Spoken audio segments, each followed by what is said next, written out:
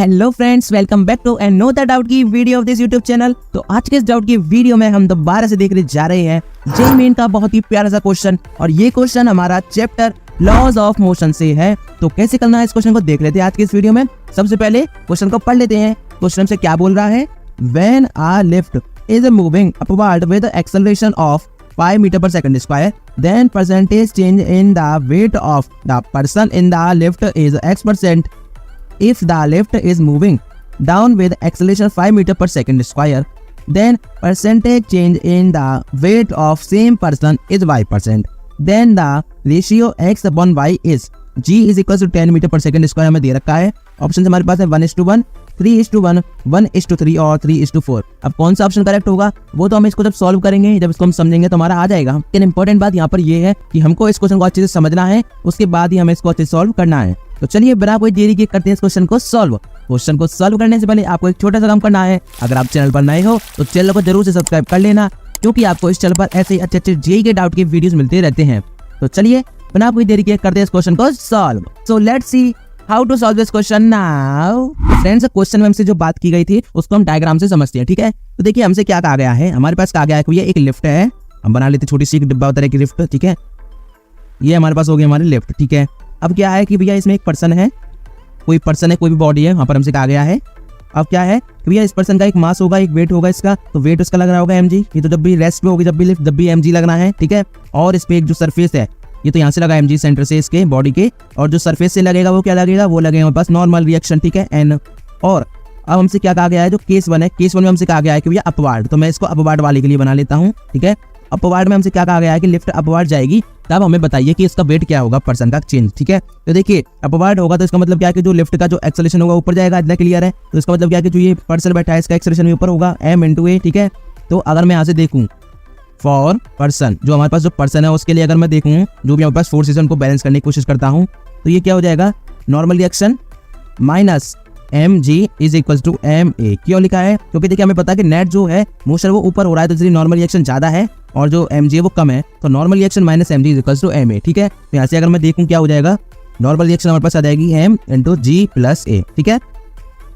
तो ये तो हमारे पास आ गया अपवार्ड के केस में कि पर्सन का जो वेट होगा वो कितना होगा, तो इतना हमारे पास वेट हो गया। जो नॉर्मल रिएक्शन होता है ना, वो वेट के बराबर ही होता है जो भी नेट वेट होता है, क्योंकि देखिए नॉर्मल रिएक्शन का मतलब क्या है कि अगर आप कोई भी वेट है, अगर उसको आप कोई स्प्रिंग से मेजर करते हैं, तो लगा के जो हम मेजर करते हैं, तो वो क्या वहाँ पर नॉर्मल रिएक्शन लगता है। अगर आप उसको कहीं रखते हैं जो बॉडी को, तो क्या करते हैं वहाँ पर भी नॉर्मल रिएक्शन लगता है कि जो वो बॉडी है वो कितना फोर्स लगा रही है उस इंस्ट्रूमेंट में जिसपे कि वेट मेजर हो रहा है, तो वहाँ पर भी नॉर्मल रिएक्शन का ही खेल होता है, और नॉर्मल रिएक्शन की वजह से हम वेट को तोल पाते हैं। तो यहाँ पर जो नॉर्मल रिएक्शन है क्या है, वेट है उस पर्सन का जब लिफ्ट अपवार्ड जा रही है, ठीक है। तो बात यहाँ पर कि हमारे पास जो एक्सेलरेशन है वो 5 मीटर पर सेकंड स्क्वायर का दे रखा है, ठीक है। अब अगली हम बात कर लेते हैं दूसरा केस। दूसरे केस में क्या है, लिफ्ट तो वही है, क्या है, लिफ्ट तो वही है, लेकिन यहाँ पर अब केस चेंज हो गया है। यहाँ पर क्या है, अब डाउनवर्ड हो रहा है मोशन, क्या हो रहा है, डाउनवर्ड। अब मोशन हो रहा है डाउनवर्ड, तो मतलब क्या है, पूरी लिफ्ट डाउनवर्ड जा रही है। पर्सन वैसा ही है, फिर से देखिए पर्सन तो वैसा ही रहना है, इसका जो mg था वो लगना है नीचे, और जो नॉर्मल रिएक्शन था वो भी ऊपर लगेगा ही, ठीक है, सरफेस से। अब क्या है, अब इसका जो एक्सेलरेशन है वो नीचे, तो मास इंटू एक्सेलरेशन इस बॉडी का भी नीचे होगा, एक्सेलरेशन नीचे है, और वो भी हमारे पास 5 मीटर पर सेकंड स्क्वायर दे रखा है। अब फिर से देख लेते हैं फॉर पर्सन। अब फिर से हम इसमें जो फोर्सेस लगे हैं उनको हम बैलेंस कर लेते हैं। क्या हो जाएगा, mg, ये mg है, माइनस करेंगे n, क्यों, क्योंकि देखिए mg ज्यादा है, जब तो नीचे एक्सेलरेशन हो रहा है इस बॉडी का भी, mg minus n is equal to ma, यही तो है, ठीक है। यहाँ से क्या हो गया हमारे पास, जो नॉर्मल रिएक्शन होगी m × g - a, ठीक है। तो यहाँ पर हमारे पास नेट वेट ये आ चुका है, जब लिफ्ट नीचे जा रही है डाउनवर्ड तो ये हमारे पास नेट वेट है उस पर्सन का, और जब ऊपर जा रही है तो ये नेट वेट है, ठीक है। यहाँ तक क्लियर है। अब हमसे जो पूछा गया है क्वेश्चन में उसको हम डिस्कस कर लेते हैं। हमसे पूछा गया है परसेंटेज चेंज इन वेट दोनों का निकालो, अपवार्ड और लोअर जो डाउनवर्ड में, उसके बाद उनका रेशियो निकालो। तो मैं यहीं पे निकाल लेता हूँ परसेंटेज जो चेंज है वेट का। तो यहाँ पे हम देखें परसेंटेज चेंज इन वेट क्या हो जाएगा, हमें पता है कि भैया क्या है, फाइनल, जो हमारे पास फाइनल है वो क्या है, n माइनस में जो इनिशियल थी, इनिशियल क्या थी, अगर ये रेस्ट में होता तो ये mg लगता है, यहाँ पे नॉर्मल रिएक्शन कुछ नहीं लगता, तो ये क्या हो जाता है, सिर्फ mg अपॉन में क्या हो जाता है, mg, ठीक है, इंटू 100।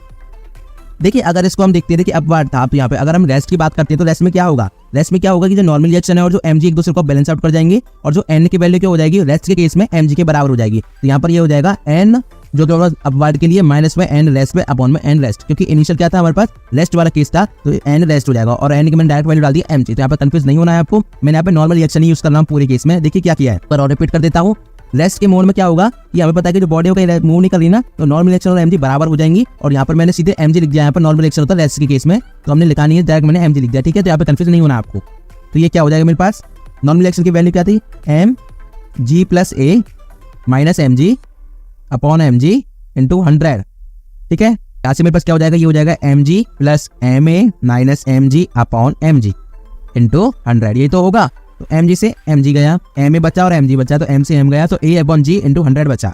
ठीक है, तो ए अपॉन जी है ना, तो ए मेरे पास क्या था 5 था, और जी मेरे पास कितना है, क्वेश्चन में दे रखा है 10 है, और यहाँ पर हो गया मेरे पास ये 100, तो ये गया और ये 50 आ गया मेरे पास। कितना आ गया, 50 आ गया, इसका जो परसेंटेज चेंज है 50% आ गया यहाँ पर हमारे पास। ठीक है, ये तो हमारे पास हो गया किसके लिए, अपवार्ड के लिए, किसके लिए, अपवार्ड के लिए। ठीक है, अब हम डाउनवार्ड के लिए देख लेते हैं। डाउनवार्ड के लिए हमें क्या हो जाएगा, परसेंटेज चेंज इन वेट क्या हो जाएगा, ये हो जाएगा मेरे पास एन रहेगा नॉर्मल, लेकिन अब क्या यहाँ पे क्या है, डाउन के लिए, तो मैं लिख देता हूँ यहाँ पर डाउन के लिए था, और ऊपर जो था हमारे पास किसके लिए था, अप के लिए था। ठीक है, अपवार्ड के लिए माइनस एम जी अपॉन में फिर से क्या हो गया, एम जी इंटू 100। अब ये एम जी आपको फिर से समझ रहा है कि किसके लिए है, जब जो बॉडी है वो पर्सन है वो रेस्ट में है, तो नॉर्मल रिएक्शन एम जी के बराबर होगा, तो वो वाला मैं नॉर्मल रिएक्शन रखा है यहाँ पर। ठीक है, ये हमारे पास क्या है, इनिशियल है, और ये फाइनल है। तो यहाँ पर हमारे पास क्या हो जाएगा, इसको हम सॉल्व कर लेते हैं। तो डाउनवार्ड के लिए मैंने देखा था क्या था, ये डाउन है तो इसका डाउन लिख देते हैं हम, और ये अप है तो इसको हम अप लिख देते हैं। तो डाउन के लिए मेरे पास क्या था, m g minus a minus m g upon m g into 100। ठीक है, तो इसको अगर हम सॉल्व कर लें तो एम जी माइनस एम ए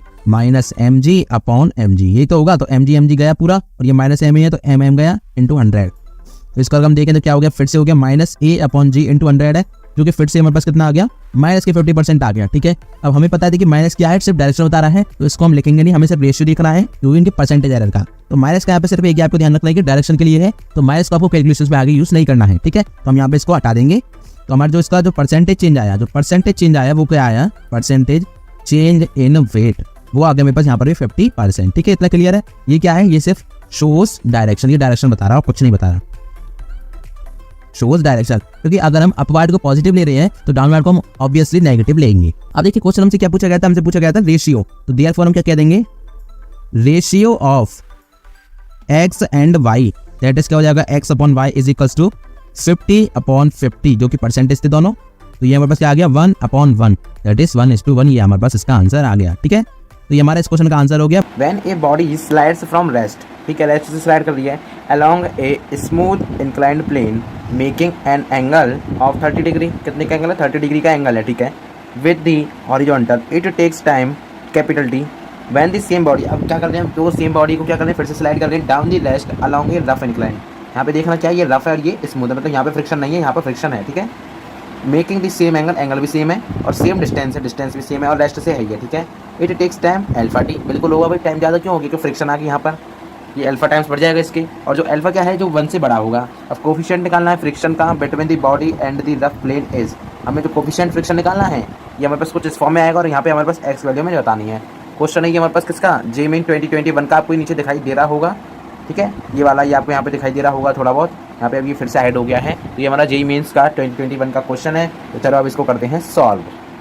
सबसे पहले हम बना लेते हैं क्या, एक इंक्लाइन। ठीक है, ये इंक्लाइन इसका एंगल हमें कितना दे रखा है, 30 डिग्री, 30 डिग्री का इंक्लाइन का एंगल, और ये मेरे पास क्या है, मास है, एम बॉडी, इसका मैंने मास वाले एम। ठीक है, ये थीटा यहाँ पे है, तो इसका क्या वेट हमारे पास कुछ इस तरह से आएगा एम जी। तो इसके कंपोनेंट अगर मैं इधर करता हूँ तो इधर इसका कंपोनेंट हो जाएगा कितना, m g of sine 30 degree. ठीक है, और इधर अगर मैं देखता हूँ इसका वर्टिकल कंपोनेंट होगा m g of cos 30 degree. ठीक है, और इसका नॉर्मल क्या हो जाएगा, ये ऐसे हो जाएगा इसका। ठीक है, नॉर्मल हो गया, इस पर कोई फ्रिक्शन है नहीं, तो यहाँ पे मेरे पास क्या है, 0 है। ठीक है, ये सिर्फ इधर ही जा रहा है, इधर इसका एक्सेलरेशन भी, तो मास इनटू एक्सेलरेशन भी इधर ही है, इधर ही फोर्स लग रही है, ये हमारे पास यहाँ पे है। ठीक है, हमने इसके कंपोनेंट्स भी कर लिए, तो हमारे पास बॉडी सिर्फ इधर ही आ रही है। तो अगर मैं देखता हूँ, और ये मेरे पास कितनी डिस्टेंस होगी, यहाँ से यहाँ तक की डिस्टेंस, ये कुछ टी टाइम में हमारे पास कर रही है, कैपिटल टी में, ये डिस्टेंस में वाली एस। ठीक है, तो अगर मैं देखता हूँ सबसे पहले हमारे पास क्या है कि भैया फोर्स कितनी है, एक ही, तो मास इनटू एक्सेलरेशन में देखता हूँ तो ये सिर्फ एम जी साइन 30 के बराबर ही है। तो यहाँ से मेरे पास एक्सेलरेशन कितना आ गया, g/2 आ गया ना, क्यों, साइन 30 की वैल्यू होती है 1/2, ये आ गया मेरे पास एक्सेलरेशन।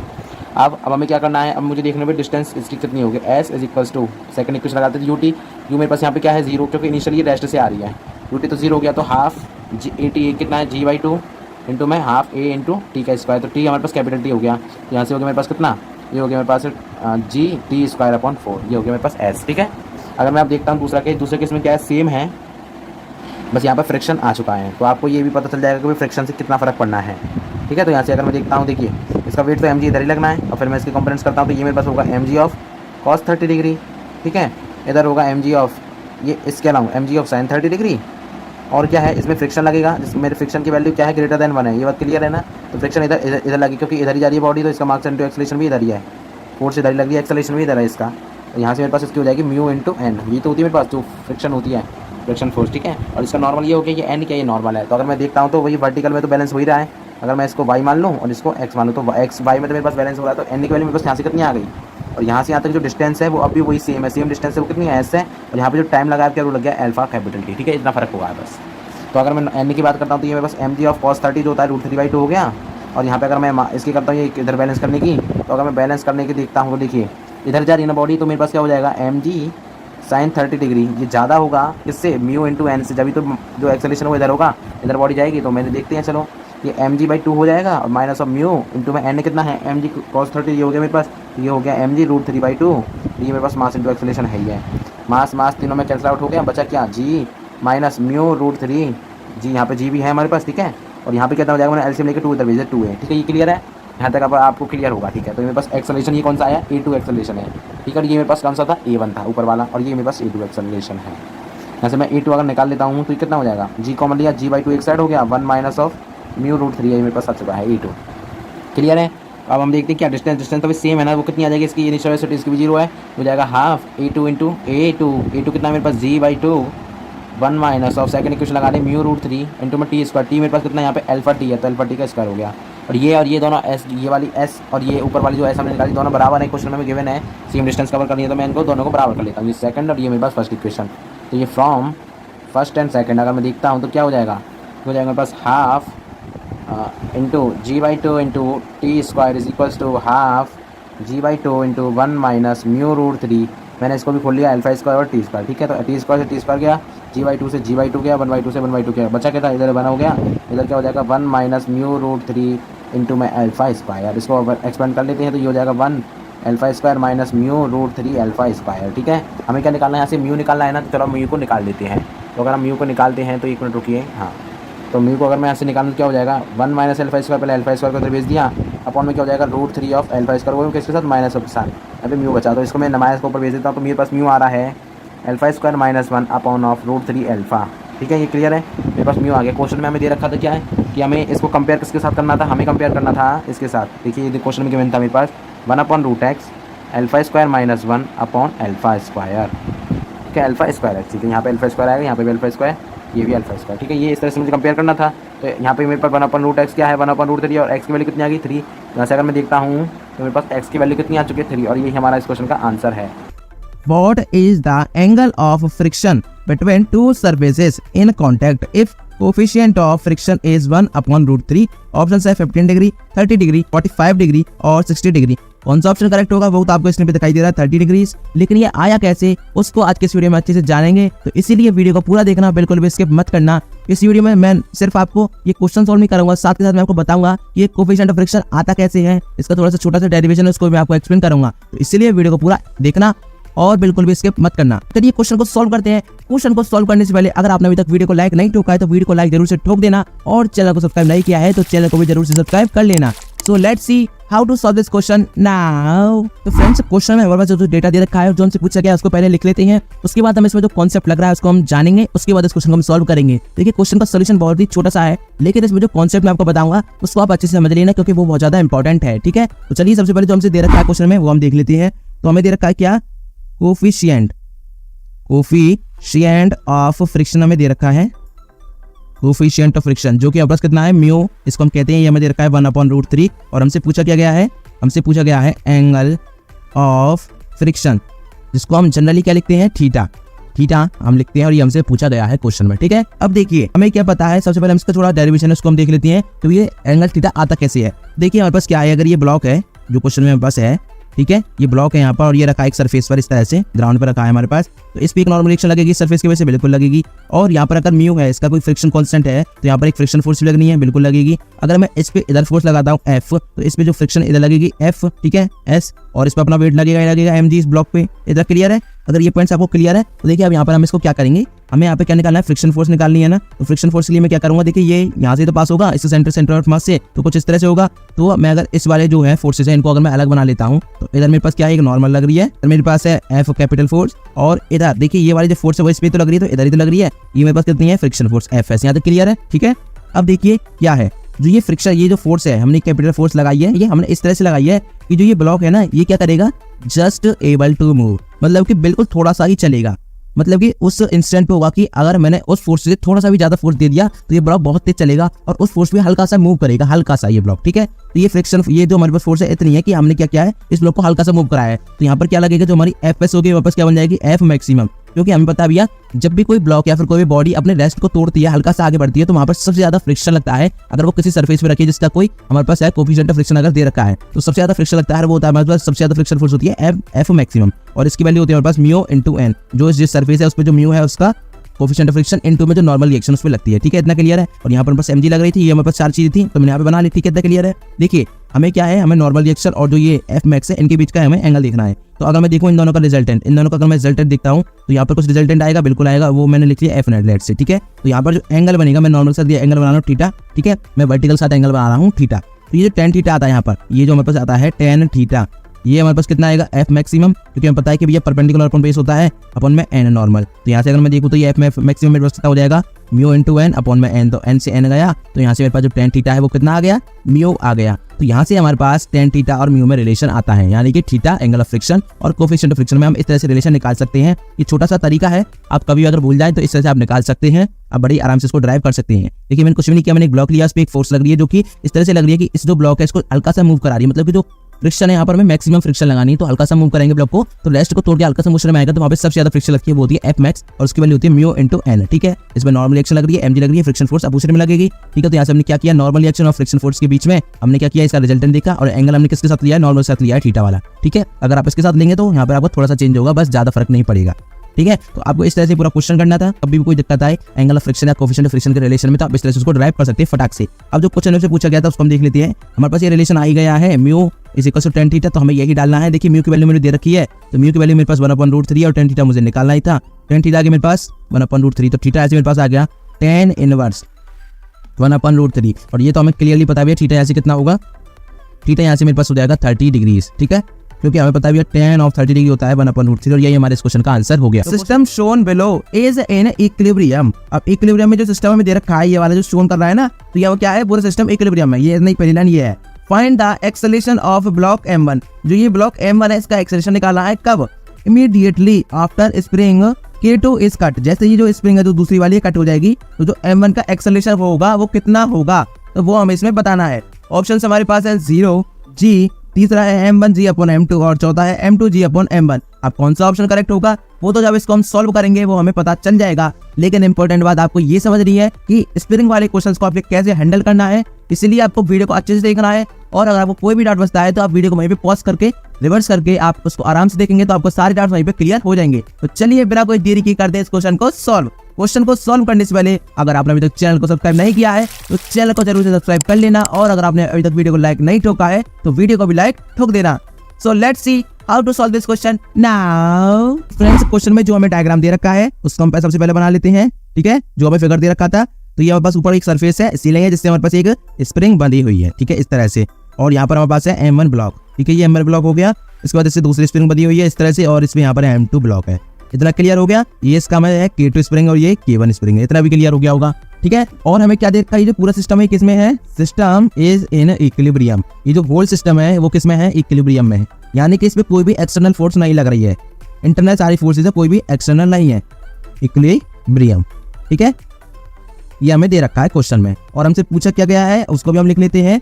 जब when K2 spring is cut, जब K2 जो स्प्रिंग है वो कट हो जाएगी, spring is cut, then acceleration of mass m1, mass m1 ये हमें पूछा गया है, ठीक है। तो इसको हमें निकालना है, ये हमसे क्वेश्चन में पूछा गया है। अब देखिए हमें क्या पता है, जब भी हमें इस तरह का डायग्राम पता देता है कोई भी क्वेश्चन में, तो हम सबसे पहले क्या करते हैं, उसका FBD बनाते हैं, उस पर कौन कौन सी फोर्सेज लगती है उसको हम देखते हैं। तो देखिए m2 है तो इस पर सिर्फ इसका नीचे वेट लगेगा जो हो जाएगा m2g, ठीक है। क्वेश्चन में बस g की वैल्यू 10 दे रखी है, उसको हमें फिर भी निकालना नहीं है, उसको डालना भी नहीं है, हमें बस यहाँ पे क्या निकालना है, वैल्यू निकालना है एक्सेलरेशन की इन टर्म्स ऑफ m1 और g के टर्म्स में, ठीक है, m2 और m1 और g के टर्म्स में। तो ठीक है, m2 का हमारे पास वेट लगे नीचे, और देखिए k2 है ना, k2 स्प्रिंग है तो ये मास है। देखिए हमें क्या पता है, जो स्प्रिंग होती है वो क्या करती है, अपनी तरफ उस बॉडी को खींचती है, अपने जो नॉर्मल जो अपनी वो है स्टेट उसको अटैक करने की कोशिश करती है। तो वो क्या करेगी, क्योंकि m2 जब मास से लटका है तो इसको स्प्रिंग को खींचा होगा, तो इसको ये रिवर्स करेगी, तो यहाँ पर इसका टेंशन ऊपर लगेगा, ठीक है, T1 हो गया यहाँ पर इस स्प्रिंग का टेंशन, ठीक है, इसको मैं T2 मान लेता हूँ, क्योंकि K2 स्प्रिंग है तो T2 इसका टेंशन मान लेता हूँ। और जो ये m1 है, m1 पे क्या लगेगी, फिर से अपोजिट लगेगी, ठीक है। और देखिए m1 का अपना मास भी तो है, तो m1 का अपना मास होगा m1g, तो यहाँ पर जो m1 पे दो फोर्सेज लगनी है, m1g प्लस और T2। और देखिए फिर से m1 है तो इसमें हमारे पास K1 से क्या लगेगी, टेंशन लगेगी स्प्रिंग की T1 जो कि स्प्रिंग की तरफ होगी, और ऊपर से लगेगी फिर से टेंशन और जो कि स्प्रिंग की तरफ होगी T1। तो यहाँ तक हमारे पास ये सारे फोर्सेज हमने देख लिए। अब हमसे इक्विलिब्रियम कहा गया है, तो इक्विलिब्रियम हम देख लेते हैं। तो सबसे पहले देखिए पूरा सिस्टम इक्विलिब्रियम में है ना, तो मैं इसको ले लेता हूँ सबसे पहले। स्टार्टिंग केस जब हमने K2 को कट नहीं किया है, तो देखिए जब सिस्टम इक्विलिब्रियम में है तो ये T2 = m2g होगा, T2 = m2g होगा। क्यों होगा, क्योंकि देखिए स्टार्टिंग में सिस्टम इक्विलिब्रियम में है, तो ये दोनों फोर्सेज आपस में बैलेंस होनी जरूरी है, क्योंकि कोई भी एक्सटर्नल फोर्स है ही नहीं, ठीक है। पहली इक्वेशन हमारी यहाँ से ये बन गई। दूसरी देखिए, दूसरी हमारी कहाँ से बनेगी, दूसरी यहाँ से बनेगी। देखिए m2 पे हमने फोर्सेज देख लिया, m1 पे देखते हैं, तो m1 पे एक T1 लग रही है और नीचे m1 पे दो वैल्यूज लग रही है, दो फोर्सेज है m1g और T2। तो ये दोनों भी आपस को बैलेंस आउट करेंगे, क्योंकि पूरा ही सिस्टम किसमें है, इक्विलिब्रियम में। तो ये हो जाएगी T1 = m1g plus of T2। ये हमारे पास हो गई दूसरी इक्वेशन, और यहाँ से मैं अगर T2 की वैल्यू डाल देता हूँ तो T1 मेरे पास क्या हो जाएगा, m1g प्लस m2g। ये आ गई मेरे पास T1 की वैल्यू, ठीक है, T1 की वैल्यू भी आ गई और T2 की भी वैल्यू आ गई, ठीक है। इतना क्लियर हो गया। अब देखिए अब जो केस था उसको देखते हैं। तो जो क्वेश्चन में कहा गया था जब K2 स्प्रिंग को हम काट देंगे, when K2 spring is cut, जब जो K2 स्प्रिंग है वो हमारे पास जो कट हो जाएगी, ये हमारे पास K2 है और ऊपर हमारे पास थी K1। K2 spring is cut क्या होगा, देन देखिए कंडीशन क्या बनेगी उसको यहाँ बना लेते हैं पहले। जब स्प्रिंग हमारे पास कट हो जाएगी, तो यहाँ पर तो ये स्प्रिंग थी m1 पे, तो ये m1 मास हो गया, यहाँ पर जो टेंशन लग रही थी वो तो लग नहीं लगनी T1, और इसका अपना वेट होगा m1g। अब देखिए जैसे हमने कट कर दी, तो देखिए यहाँ पर जो T2 टेंशन है वो दोनों में 0 हो जाएगी। इतना क्लियर हो रहा है। तो आपने कभी भी देखना है आप रियल लाइफ में कि आप जैसे स्प्रिंग को कट करेंगे तो क्या होगा कि जो ये स्प्रिंग है जो अपने आप को वापस जाएगी, अपनी पोजीशन लेने के लिए बैक जाएगी। तो क्या करेगी, जो स्प्रिंग यहाँ से ऊपर जाएगी ना, ये ऊपर जाएगी तो कुछ एक्सेलरेशन से जाएगी, और जो एक्सेलरेशन किसको दे देगी, m1 को दे देगी। तो इसका मतलब क्या है कि m1 का जो एक्सेलरेशन है वो ऊपर की तरफ हो जाएगा। इतना क्लियर आ रहा है समझ में कि क्या हुआ है। जैसे हमने स्प्रिंग को कट किया, अभी तो क्या थी स्प्रिंग नीचे की तरफ खिंची हुई थी, जैसे मैंने जहाँ से भी कट किया, अब क्या हुआ, जो स्प्रिंग ये वाली है ये क्या करेगी, अपने आप को रिटेन करने की कोशिश करेगी, जैसे इसकी इनिशियल साइज थी। तो अपने आप को रिस्टोर कैसे कर पाएगी, तो ये ऊपर जाएगी बहुत ही स्पीड से, और जिसकी वजह से एक्सेलरेशन आ जाएगा, और यही एक्सेलरेशन इस m1 को भी मिलेगा, ठीक है। इतना समझ आ रहा है। और नीचे क्या है, देखिए नीचे सिर्फ m2g है, तो m2g क्या करेगा, इसको नीचे ले जाएगा, नीचे की तरफ ले जाएगा इस स्प्रिंग को कटे हुए पार्ट को, और क्या करेगा, फ्री फॉल कर जाएगा, ठीक है। जो m2g है हमें किस पे देखना है, हमें m1 पे देखना है। तो m1 पे हम बात कर लेते हैं। तो m1 पे हमारे पास कौन कौन सी फोर्सेज लग रही है, मैं इसको बना लेता हूँ m1 को।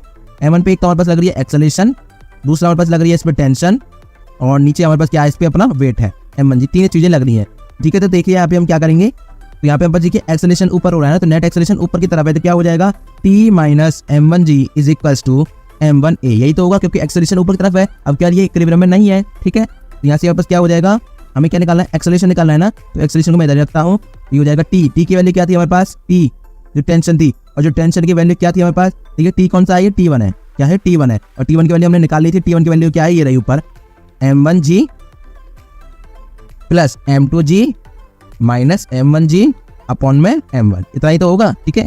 तो ये m1g गया, m2g है और m1 है, तो यहाँ से हमारे पास जो एक्सेलरेशन है वो कितना आ गया, m2g अपॉन m1। यही हमारे इस क्वेश्चन का आंसर हो गया। एक बार मैं इसको फटाक से रिकैप कर देता हूँ, जिससे कि आपको अगर कोई भी डाउट है तो आप उसको आराम से यहीं पे क्लियर कर सकते हैं।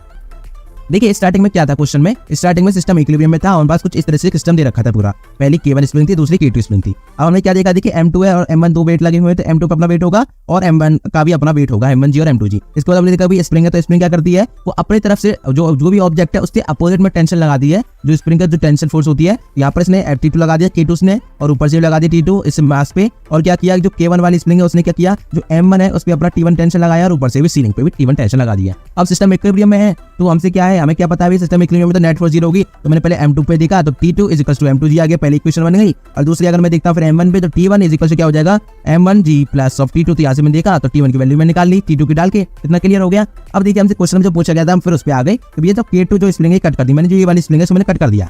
अभी अगर इसको हम कट करेंगे तो क्या हो जाएगा, तो T2 जो स्प्रिंग के द्वारा जो टेंशन लग रही थी वही तो थी, तभी तो एग्जिस्ट करती। अगर टेंशन जब स्प्रिंग हमने निकाली तो टेंशन खत्म हो गई, तो टेंशन ये खत्म हो गई तो जीरो हो गई। अब देखिए हमने क्या देखा है रियल लाइफ में भी हमें पता है, जब भी हम स्प्रिंग को कट करते हैं यहाँ पे स्प्रिंग को हम एक साइड से छोड़ते हैं तो वो स्प्रिंग अपने आप को रिगेन करने के लिए क्या करती है, एक बैक एक्सेलरेशन जोर से आती है बहुत स्पीड से, जिसकी वजह से क्या होता है, एक एक्सेलरेशन प्रोड्यूस कर देती है। तो यहाँ पर भी सेम यही केस हुआ है। यहाँ पर मैंने इसको कट किया तो कट करने के बाद क्या हुआ, सेम फोर्सेज हर जगह रही। अब क्या होगा, T2 0 हो गया तो ये ऊपर जाएगा तो बहुत स्पीड से गया तो एक्सेलरेशन इसने प्रोड्यूस कर दिया M1 में, इसकी वजह से जो पूरा सिस्टम है जो M1 वाला ऊपर की ओर जाएगा एक्सेलरेशन A से। ठीक है, इतना क्लियर है।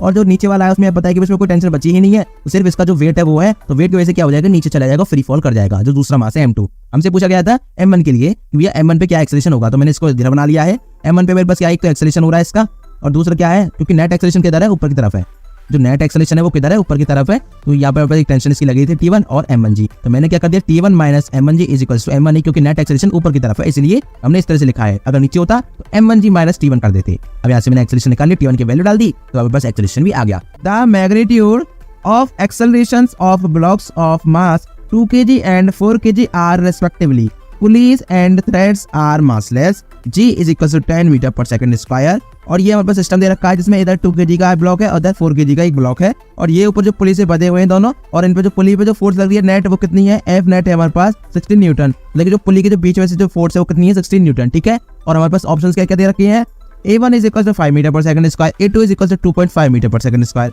A1 A2 is equal to 0, A1 is equal to A2 is equal to 20/6 metre per second square, A1 is equal to 20 metre per second square और A2 is equal to 5 metre per second square. अब कौन सा option correct होगा वो तो जब इसको हम सॉल्व करेंगे तो हमें पता चल जाएगा। तो चलिए बिना कोई देरी किए करते हैं इस क्वेश्चन को सॉल्व। क्वेश्चन को सॉल्व करने से पहले अगर आपने अभी तक चैनल को सब्सक्राइब नहीं किया है तो चैनल को जरूर से सब्सक्राइब कर लेना, और अगर आपने अभी तक वीडियो को लाइक नहीं ठोका है तो वीडियो को जरूर से लाइक ठोक देना।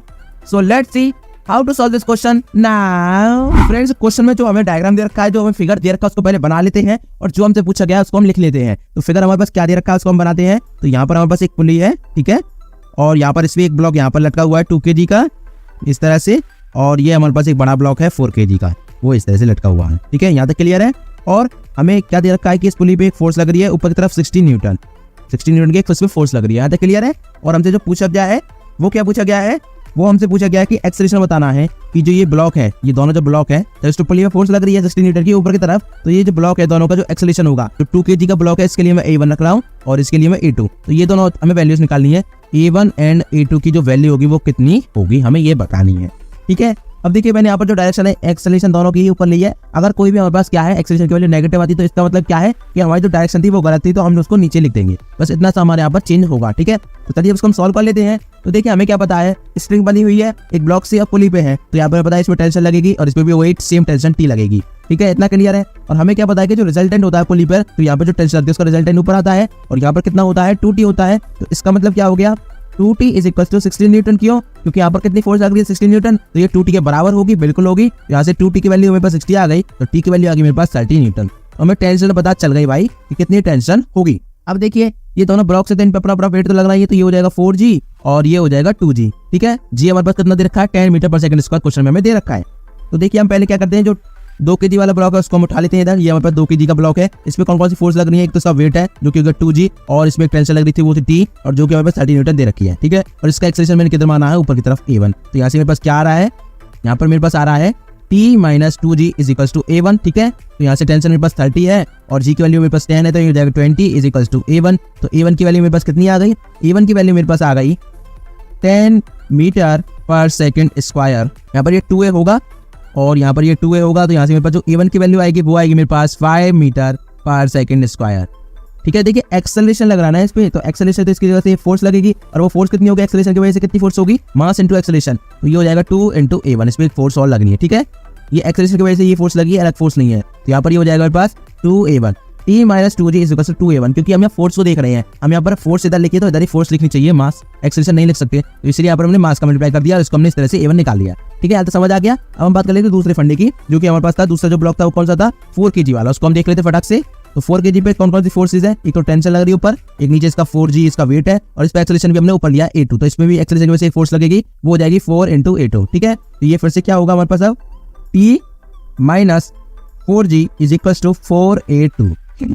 ठीक है, तो यहाँ से मेरे पास T हमारे पास 30 है ही है, और G की वैल्यू 10 है तो ये 40 हो गया इज इक्वल टू 4A2। ठीक है, तो यहाँ से मैं अगर देखो तो एक्सेलरेशन की वैल्यू मेरे पास कितनी आ रही है, -2.5 मीटर पर सेकंड स्क्वायर। तो हमारे पास एक्सेलरेशन की वैल्यू भी आ गई दूसरी वाली। अब यहाँ पर आपको क्लियरली दिखाई दे रहा है कि माइनस की वैल्यू आ रही है ना, तो माइनस की वैल्यू आप समझ गए होंगे कि हमारी डायरेक्शन अपोजिट है बस। तो अब हमें जो एक्चुअल जो डायरेक्शन होगी उसकी क्या है, एक्सेलरेशन नीचे की लग रहा है। एक्सेलरेशन है वो किधर लग रहा है, 4 kg वाले ब्लॉक पे नीचे की तरफ, और जो A1 जो एक्सेलरेशन था वो सही लग रहा था, ऊपर की तरफ ही लग रहा था 2 kg ब्लॉक पे। तो इस तरह से हमें पूरा क्वेश्चन सॉल्व करना था। मैं आपको इसमें एक पॉइंट बता देता हूँ जिसमें आपको मे भी कंफ्यूजन हो सकता है। वो पॉइंट ये है कि यहाँ पर मैंने जो है 2t और 60 को बराबर क्यों किया है। तो इसको देख लीजिए, यहाँ पर अगर मेरे पास एक सीलिंग है, हमें क्या पता है कि भैया अगर इससे कोई पुली है और इसमें एक ब्लॉक इधर है एक ब्लॉक इधर है, तो इस दोनों पे टेंशन लगती है, और वो टेंशन यहाँ पर रिजल्टेंट 2t होती है ना होती। और जो ये 2t है वो हमारे पास क्या है, वो जितनी भी फोर्स नीचे लग रही है इन दोनों की एक्चुअल जो भी वेट है वो tt यहाँ पे तो लग रही है इस पॉइंट पे, और इस पॉइंट पे हमें क्या दे रखी है, यहाँ पर 60 न्यूटन में पहले दे रखा है कि इतने फोर्स लग रही है। तो ये 2t और 60 दोनों बराबर होंगे तभी ये पूरी पुली स्टेबल रहेगी। तो इसीलिए मैंने यहाँ पर 2t को 60 के बराबर किया है,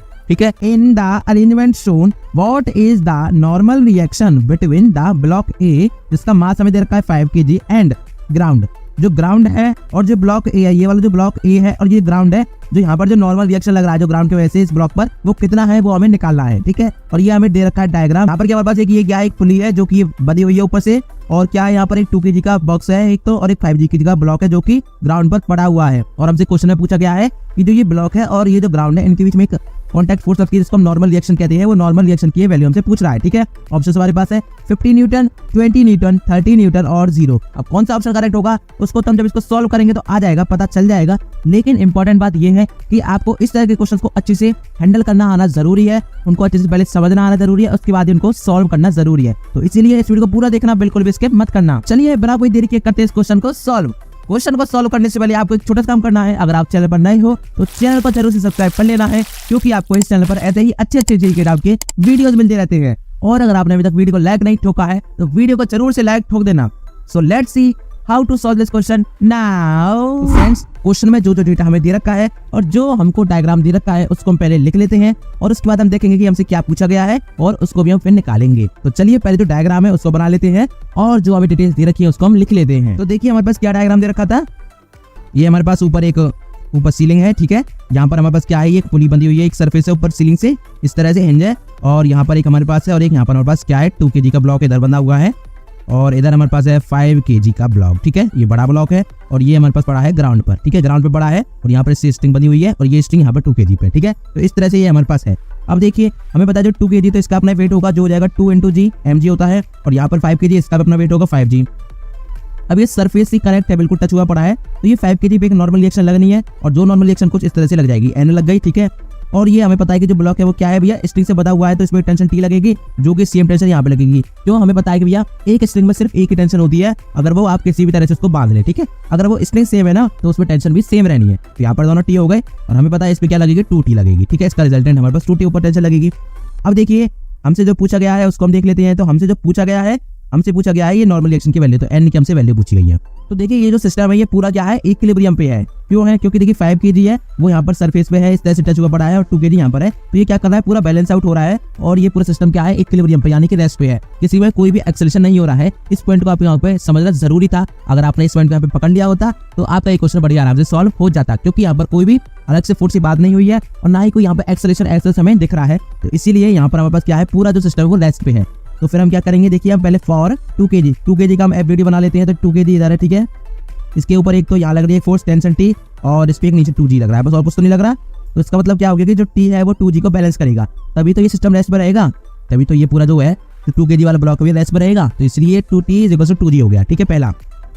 अब हम बात कर लेते हैं फॉर 5 kg। या 5 kg के लिए देख लेते हैं। तो हमें क्या पता है कि 5 kg का ब्लॉक ये है, और ये रखा है सरफेस पर, ठीक है। और सरफेस है ये 5 kg हमारे पास है, तो सबसे पहले तो 5 kg का अपना वेट होगा 5g। सरफेस से लगेगी एक नॉर्मल टेंशन n, और इसमें एक स्ट्रिंग बंधी हुई थी जो कि टेंशन T था। तो देखिए ऊपर हमारे पास 2 फोर्सेज और नीचे एक 5g है, तो ये भी आपस में बैलेंस आउट करेंगे। तो ये क्या हो जाएगा मेरे पास, T + n = 5g, ठीक है। यहाँ से क्लियर है। क्यों है, देखिए मैंने बता दिया आपको, क्योंकि पूरे जो सिस्टम है वो इक्विलिब्रियम यानी कि रेस्ट पे है, इसमें कोई भी अलग से मोशन नहीं हो रहा, कोई भी एक्सेलरेशन नहीं हो रहा, इसीलिए हमारे पास जो है हमने बैलेंस आउट किए यहाँ पर भी और यहाँ पर भी, ठीक है। तो यहाँ से अब हमें क्या निकालना है, हमें निकालना है n की वैल्यू। तो n = 5g - T, और T हमारे पास कितना है 2g है, तो ये हो जाएगा 5g - 2g that is 3g, और g की वैल्यू हमारे पास 10 दे रखी है क्वेश्चन में। तो यहाँ से हमारे पास क्या हो गया, ये हो गया 30 न्यूटन। तो यहाँ से जो हमारे पास क्या होगी, तो नॉर्मल रिएक्शन है, n की वैल्यू होगी 30 न्यूटन, ठीक है। ये क्या है, नॉर्मल रिएक्शन है कैपिटल n, और ये स्मॉल n क्या है, छोटा में लिखा थोड़ा साइज में, ये है हमारे पास न्यूटन, जो कि इसका क्या होता है, यूनिट होती है फोर्स की, ठीक है। तो यहाँ पर जो हमारा आंसर आ गया वो कितना आ गया 30 न्यूटन आ गया, जो कि था हमारे पास normal reaction from ground on 5 kg block. तो इस तरह से आपको ये पूरा क्वेश्चन अप्रोच करना था। इस क्वेश्चन को हम इसी तरह से अप्रोच कर सकते हैं। अगर हम इसको रेस्ट के अलावा कोई और कंडीशन मान लें तो इस क्वेश्चन में हमें फिर एक्सेलरेशन नहीं पता कि भैया एक्सेलरेशन कितना हो रहा है, तो इसलिए एक केस बन जाए जिसमें हमें इसको रेस्ट मानना पड़ेगा और रेस्ट के अकॉर्डिंग ये पूरा सिस्टम हमें इक्विलिब्रियम लेके उसके बाद हमें इसको सॉल्व करना होगा। Pulley and all strings as shown are massless then tension T2 equal 100 newton. Calculate weight of the block. जो ये ब्लॉक हमें दिख रहा है इसका हमें वेट बताना है और जी हमें लेना है 10 मीटर पर सेकंड स्क्वायर। ये हमारे पास डायग्राम है। क्या है देखिए, यहाँ पर एक थ्रेड बदल रही है, एक दूसरी स्ट्रिंग यहाँ पर है और ये तीसरी स्ट्रिंग यहाँ से कनेक्टेड है जिसपे एक पुली है।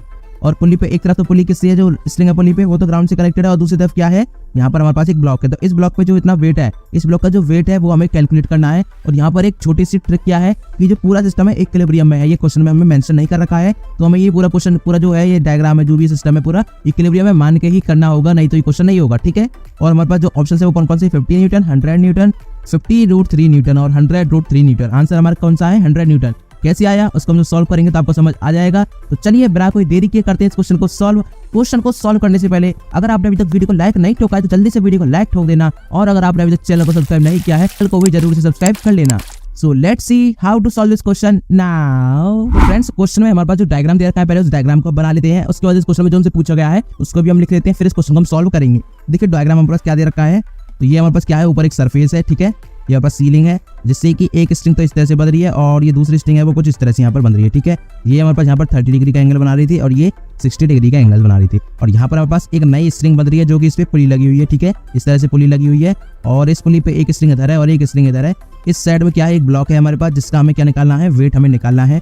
और इस तरह पर ये क्या है, ये हमारे पास नीचे ग्राउंड से कनेक्टेड है। ठीक है, इस तरह से पूरी हमारे पास स्ट्रिंग है। ठीक है, तो ये हमारे पास पूरा सिस्टम है और ये जो पूरा सिस्टम है क्या है, सिस्टम इज इन इक्विलिब्रियम। किसमें है, सिस्टम इज इन इक्विलिब्रियम। ये क्वेश्चन में मेंशन नहीं है लेकिन हमें यही मान के हमें जो क्वेश्चन पूछा गया है वो क्या पूछा गया है, हमसे पूछा गया है इसका जो वेट है mg जो लगेगा, इसको मैंने लेट से m मान लिया मास, तो ये वेट हमें बताना है। तो ये वेट हम कैसे निकाल सकते हैं, जब ये सिस्टम इक्विलिब्रियम में होगा तो क्या होगा, इस ब्लॉक पे जो स्ट्रिंग बनी तो इससे एक टेंशन होगी बिल्कुल होगी, और ये सेम टेंशन इधर भी लग रही होगी, बिल्कुल लग रही होगी इस तरह से। तो ये दोनों टेंशन है तो इसका रिजल्टेंट 2t ऊपर आएगा। और यहाँ पर पास ये है जो टेंशन है वो T2 दे रखी है और ये हमारे पास टेंशन T1 है। ठीक है, तो ये हमारे पास टेंशन है और T2 की वैल्यू हमारे पास 100 न्यूटन दे रखी थी क्वेश्चन में। ठीक है, तो इतना आपको क्लियर है और मैं इसको डॉट डॉट करके यहाँ पे बना लेता हूँ, तो ये 90 डिग्री मुझे दिख रहा है क्लियरली। ठीक है, तो देखिए अब हमें क्या करना है, हमें जो निकालना है वो टी की वैल्यू निकालनी है। सिस्टम इज इन इक्विलिब्रियम है और हमारे पास क्या है, जो टी की हमें वैल्यू निकालनी है।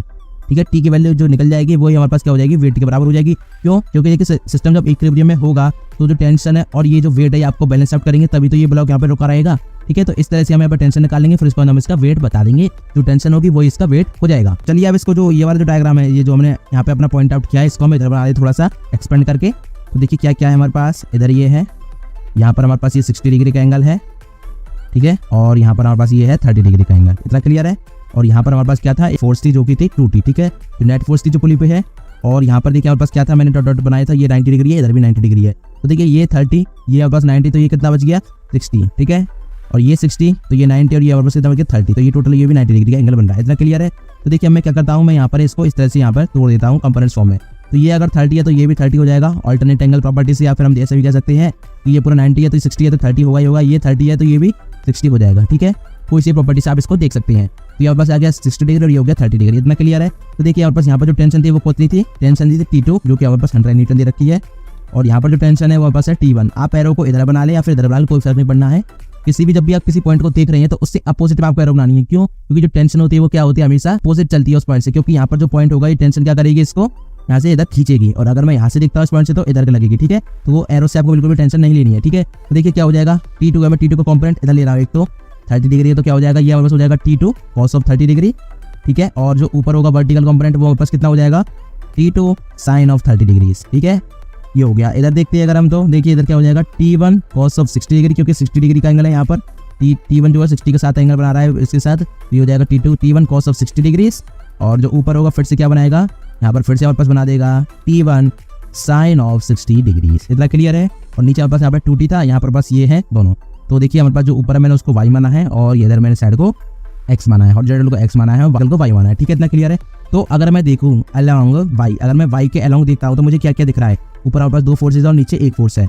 और हमें पता है कि सिस्टम इक्विलिब्रियम में तो क्या हो जाएगा, 2t = T1 sin 60 degree plus T2 sine of 30 degrees.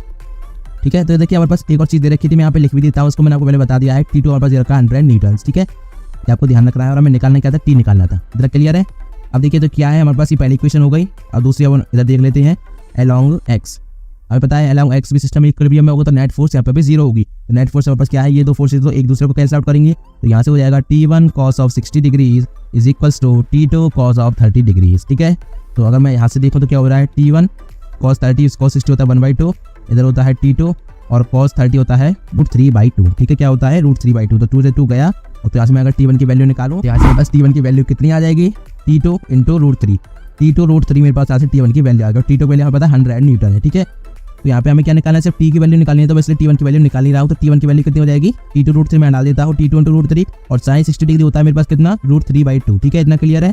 Plus में T2 मेरे पास है जो है वो हम बाद में वैल्यू डाल देंगे, और साइन 30 डिग्री होता है 1/2। इतना क्लियर हो गया। यहाँ से 2T की वैल्यू अगर मैं निकालूँ तो कितनी हो जाएगी, √3 इंटू √3 3/2 T2 प्लस 1/2 T2। इतना क्लियर हो गया। तो यहाँ से अगर हम इसको देखें तो क्या हो जाएगा, 2T इज इक्वल टू, ये हो जाएगा हाफ प्लस 3/2 कितना हो गया, 4/2 T2। और जो कि मेरे पास कितना आ गया, 2T इज इक्वल टू, यहाँ से ये 2 T2 हो गया।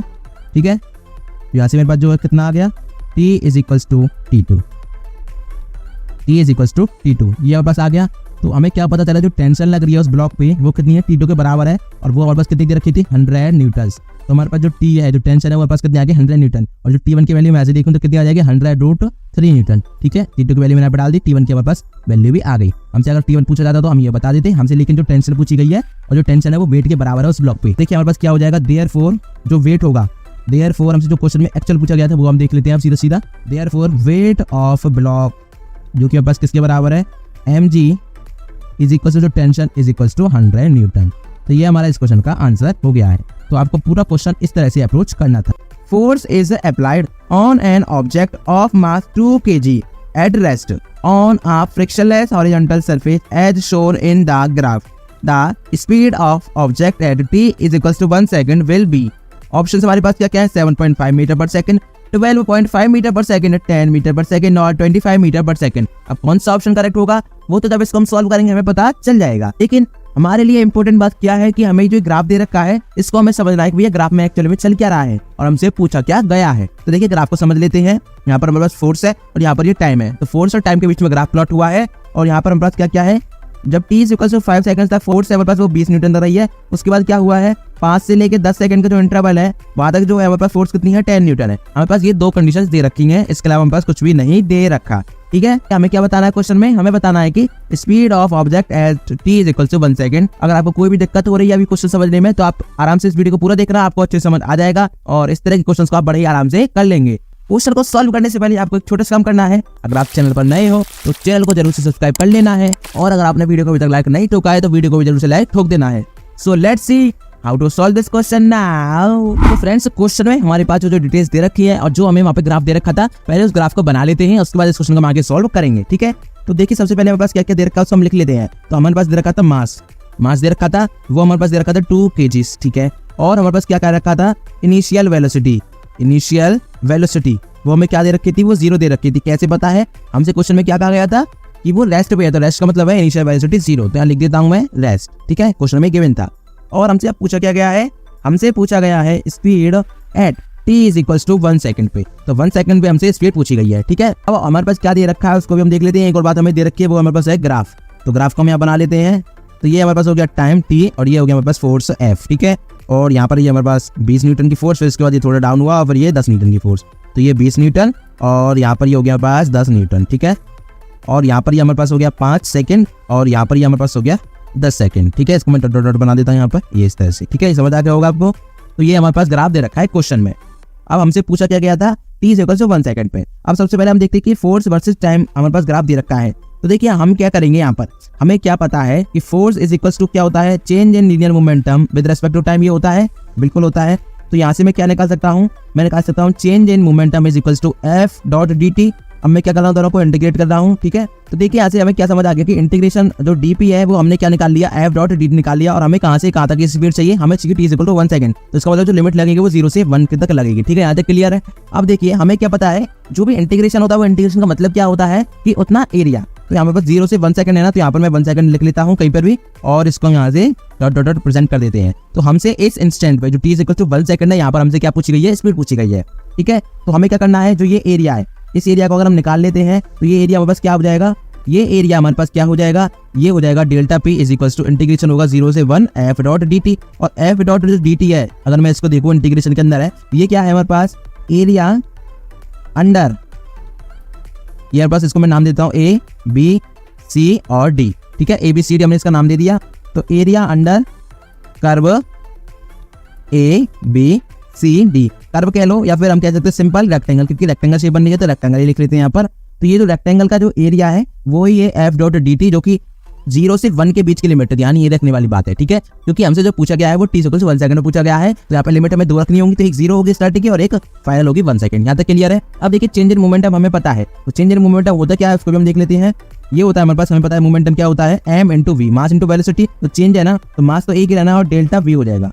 ठीक है, चेंज इन वेलोसिटी हो गया is equal to f dot dt, जो हमारे पास क्या हो जाएगा, देखिए ये इसकी 1, ये तो हमारे पास हो गया इसकी 1 और ये पूरे 20, तो 1 इंटू 20, क्योंकि लेंथ इंटू ब्रेथ होता है, तो रेक्टेंगल का एरिया होता है वो होता है लेंथ इंटू ब्रेथ। तो यहाँ से क्या हो गया 1 इंटू 20, तो 20 हो गया। और हमें मास दे रखा था क्वेश्चन में 2 kg, और डेल्टा वी की अगर मैं बात कर लेता हूँ तो v final minus v initial, v initial मैंने दिख रहा था u था और u हमारे पास क्या था 0, इसलिए मैंने उसको अच्छे से लिखा था ऊपर। क्यों 0 क्यों है, क्योंकि रेस्ट में था। ठीक है, यहाँ से हमारे पास ये हो गया 20, तो यहाँ से हो गया मेरे पास ये v final is equal to 20/2, that is 10 metre per second. तो ये हमारा इस क्वेश्चन का आंसर हो गया। तो हमसे क्या पूछा गया था, हमने वो निकाल दिया। तो v फाइनल मतलब कि velocity at t is equal to 1 second पे हमने आंसर अपना निकाल दिया। एक बार इसको फटाक से रिकैप कर लेते हैं, फिर वीडियो को एंड करेंगे। तो देखिए क्वेश्चन में हमारे पास क्या दिया रखा था, क्या हमसे पूछा गया था और हमने उसको कैसे निकाला है, उसको हम अच्छे से एक बार फटाक से रिकैप कर लेते हैं। देखिए क्वेश्चन हमारे पास दिया रखा था मास 2 kg, और इनिशियल हमसे कहा गया था वो रेस्ट में, तो initial velocity u is equal to 0 हो गया रेस्ट की वजह से। ठीक है, स्पीड हमसे पूछी गई थी t is equal to 1 second पे। ग्राफ हमें ये दे रखा था फोर्स वर्सेस टाइम का, यहाँ पे फोर्स हमारे पास 10 न्यूटन 20 न्यूटन दे रखे थे, 2 थे, और जो टाइम था वो प्लस 5 और 10 के इंटरवल थे। ठीक है, यहाँ तक क्लियर है। अब देखिए हमें एक फैक्ट पता है कि f इज इक्वल टू क्या होता है, dp ओवर dt, और यहाँ पे मैं लिख देता हूँ कि भैया p क्या है, लीनियर मोमेंटम में क्या रखना है, लीनियर मोमेंटम में आपको ध्यान रखना है। ठीक है, एंगुलर नहीं है, लीनियर मोमेंटम है, ये हमारे पास लीनियर मोमेंटम है। हमें पता है ये रिलेशन कि ये जो फोर्स होता है वो change in linear momentum with respect to time होता है। अगर आपको ये नहीं पता है तो आप इसको जरूर से याद रख लेना। ठीक है, इसके बाद देखिए हमने क्या किया है, मैंने जो dt इधर लिया है, फिर मैं इंटीग्रल दोनों लगा दिया है, दोनों तरफ इंटीग्रल का साइन। ये यहाँ पर हमने आगे क्या किया है, हमने कर दिया है कि भैया जो चेंज है वो डेल्टा p हो जाएगा, p final minus p initial, और यहाँ पर हमारे पास f डॉट dt हो जाएगा 0 से 1 के इंटरवल में। अब मैंने 0 से 1 क्यों लिया है, क्योंकि देखिए हमें टाइम कहाँ से कहाँ तक चाहिए, हमें जो टाइम है वो 1 सेकंड को आया क्वेश्चन में, तो स्टार्टिंग क्या होगी वो 0 होगी और जो फाइनल होगी वो 1 सेकंड होगी, तो इसलिए मैंने लिमिट डाली है 0 से 1 सेकंड। यहाँ तक क्लियर है। और जो ये f डॉट dt है हमारे पास ग्राफ है ना, तो ग्राफ के अंदर ये क्या प्रेजेंट करता है, क्या रिप्रेजेंट करता है, वो हमें बताता है कि एरिया अंडर जो रेक्टेंगल हमने बनाया है ABCD, या फिर हम कह सकते हैं एरिया ऑफ रेक्टेंगल ABCD, क्या हो जाएगा, जो एरिया इसका हमें निकाल लेंगे वो हमारे पास ये वैल्यू हो जाएगी पूरी इंटीग्रेशन वाली। इसके बाद हमें क्या करना है, इसके बाद हमने क्या किया है कि हमें पता है कि भैया मोमेंटम होता क्या है, मास इंटू वेलोसिटी, और चेंज है तो मास में तो चेंज होगा नहीं, तो वेलोसिटी में चेंज होगा, तो डेल्टा भी यहाँ पे लग गया। मास हमारे पास 2 kg था और जो डेल्टा भी हमारे पास v final versus v initial, और ये हमने f डॉट d का पूरा इंटीग्रेशन में देख लिया 0 से 1 के बीच में कितना हो गया। हमें पता है कि भैया एरिया क्या होता है किसी भी रेक्टेंगल का, लेंथ इंटू ब्रेथ, तो हमने वो लिख दिया 1 इंटू 20, और यहाँ पर हमारे पास हो गया 2 into v final minus 0 is equal to 20, तो v फाइनल हमने निकाल लिया t is equal to 1 second पर।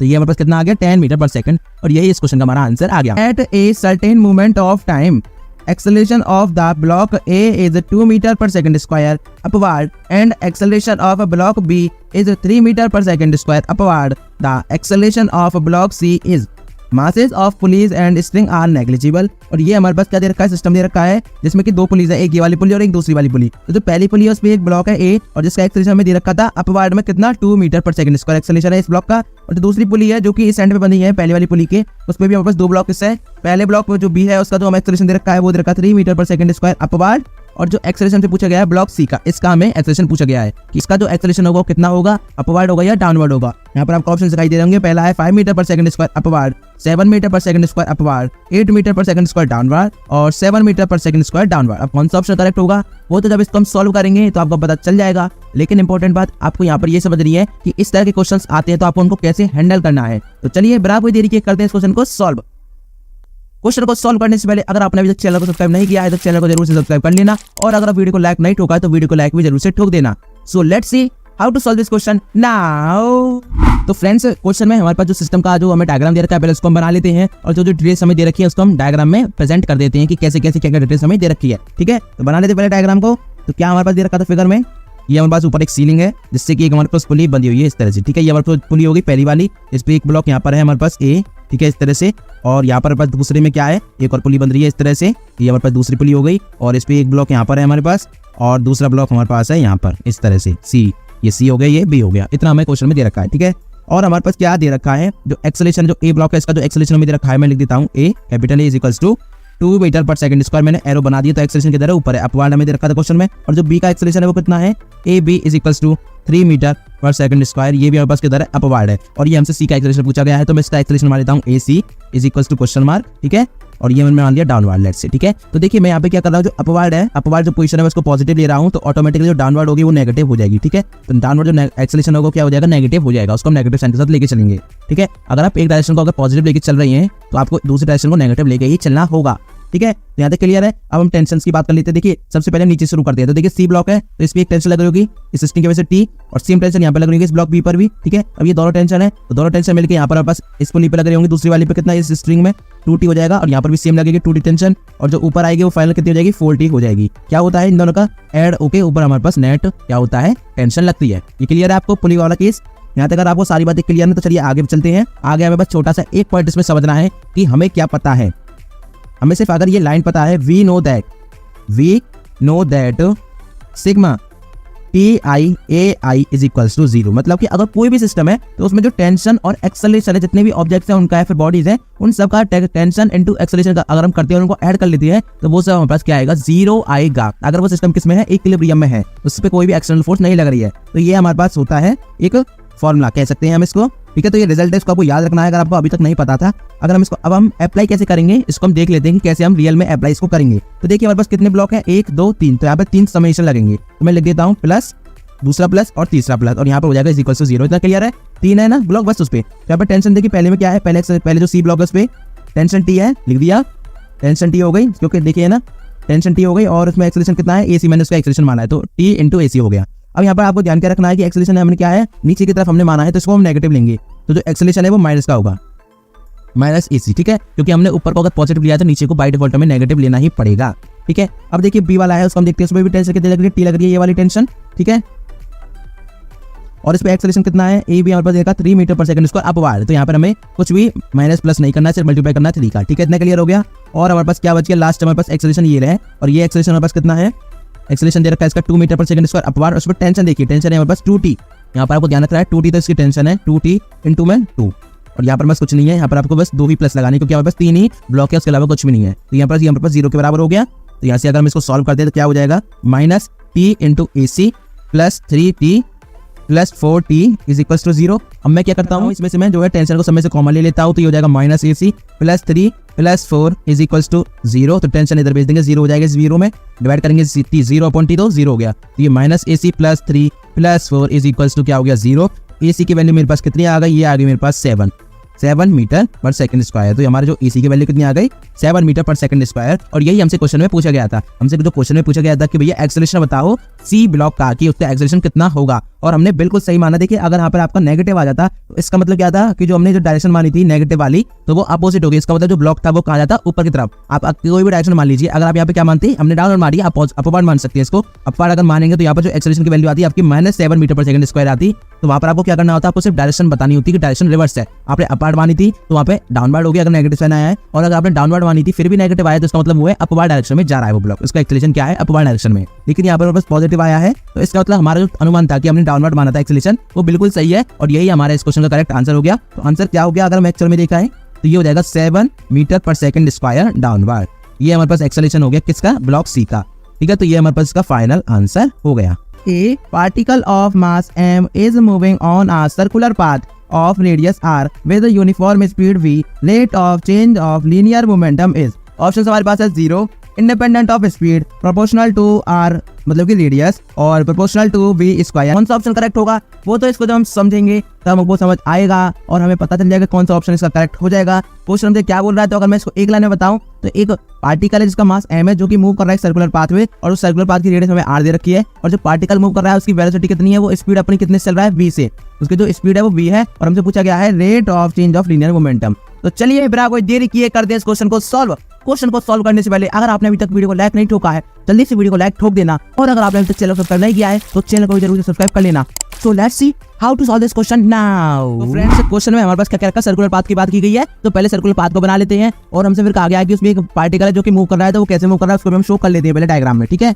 तो ये हमारे पास हो गया सर्कुलर पाथ, ठीक है, थोड़ा ऐसा ही बन गया है, ये सर्कुलर पाथ हो गया। इसके बाद यहाँ पर हमारे पास एक पार्टिकल है जिसका मास है m, ठीक है, और ये चल रहा है हमारे पास वेलोसिटी स्पीड v से। ये हमारे पास क्या है, स्पीड है, क्योंकि हमें पता है कि सर्कुलर पाथ में कभी वेलोसिटी सेम नहीं होती, स्पीड सेम होती है, मतलब कि वेलोसिटी का कांस्टेंट, वेलोसिटी का जो मैग्नीट्यूड होता है वो सेम होता है, ना कि वेलोसिटी, ठीक है, क्योंकि वेक्टर यहाँ पे चेंज होता है, डायरेक्शन चेंज हो जाती है। और यहाँ पर हमारे पास ये r है, यहाँ से यहाँ तक क्या है, ये रेडियस r है, यहाँ पर हो गया इसका सेंटर, ठीक है। यहाँ बात आपको क्लियर आ गई होगी समझ में। तो यहाँ पर बस क्या लग रही है, इसमें एक फोर्स लग रही होगी Fc, क्योंकि हमें पता है कि ये सर्कुलर पाथ में कभी भी कोई जो भी पार्टिकल है या फिर कोई बॉडी है वो कैसे मूव करेगा, उस पर कोई ना कोई एक फोर्स लग रही होगी। वो फोर्स होती है हमारे पास सेंट्रीपिटल फोर्स, जो कि लगती है बिल्कुल रेडियस के जो सेंटर की तरफ लगती है, बिल्कुल एक्जैक्ट उस पार्टिकल से सेंटर की तरफ रेडियस से होती हुई। अब ये होता क्या है, इसको हम समझ लेते हैं। देखिए हमें क्या पता है, जो भी सेंट्रीपिटल फोर्स होती है, सेंट्रीपिटल फोर्स जो होती है ये क्या होती है, इसकी वैल्यू क्या होती है, इसको हम लिखते हैं Fc से, और ये होती है mv²/r। ये हमारे पास क्या होती है, सेंट्रीपिटल फोर्स होती है। हमें एक और बात पता है, फ्रॉम न्यूटन सेकंड लॉ। अगर हम देखें, हमें एक और बात पता है, क्योंकि हमें पता था क्वेश्चन में अपना जो लीनियर मोमेंटम की बात की गई, तो लीनियर मोमेंटम को हमें फोर्स से रिलेट करना होगा। तो न्यूटन के जो सेकंड लॉ था वो क्या कहता है, न्यूटन का जो सेकंड लॉ है क्या कहता है, हमें पता है कि F जो फोर्स होती है वो क्या होती है, linear momentum with respect to time, और इसको हम इस तरह से लिख सकते हैं del P/del T। यहाँ तक क्लियर है, ठीक है।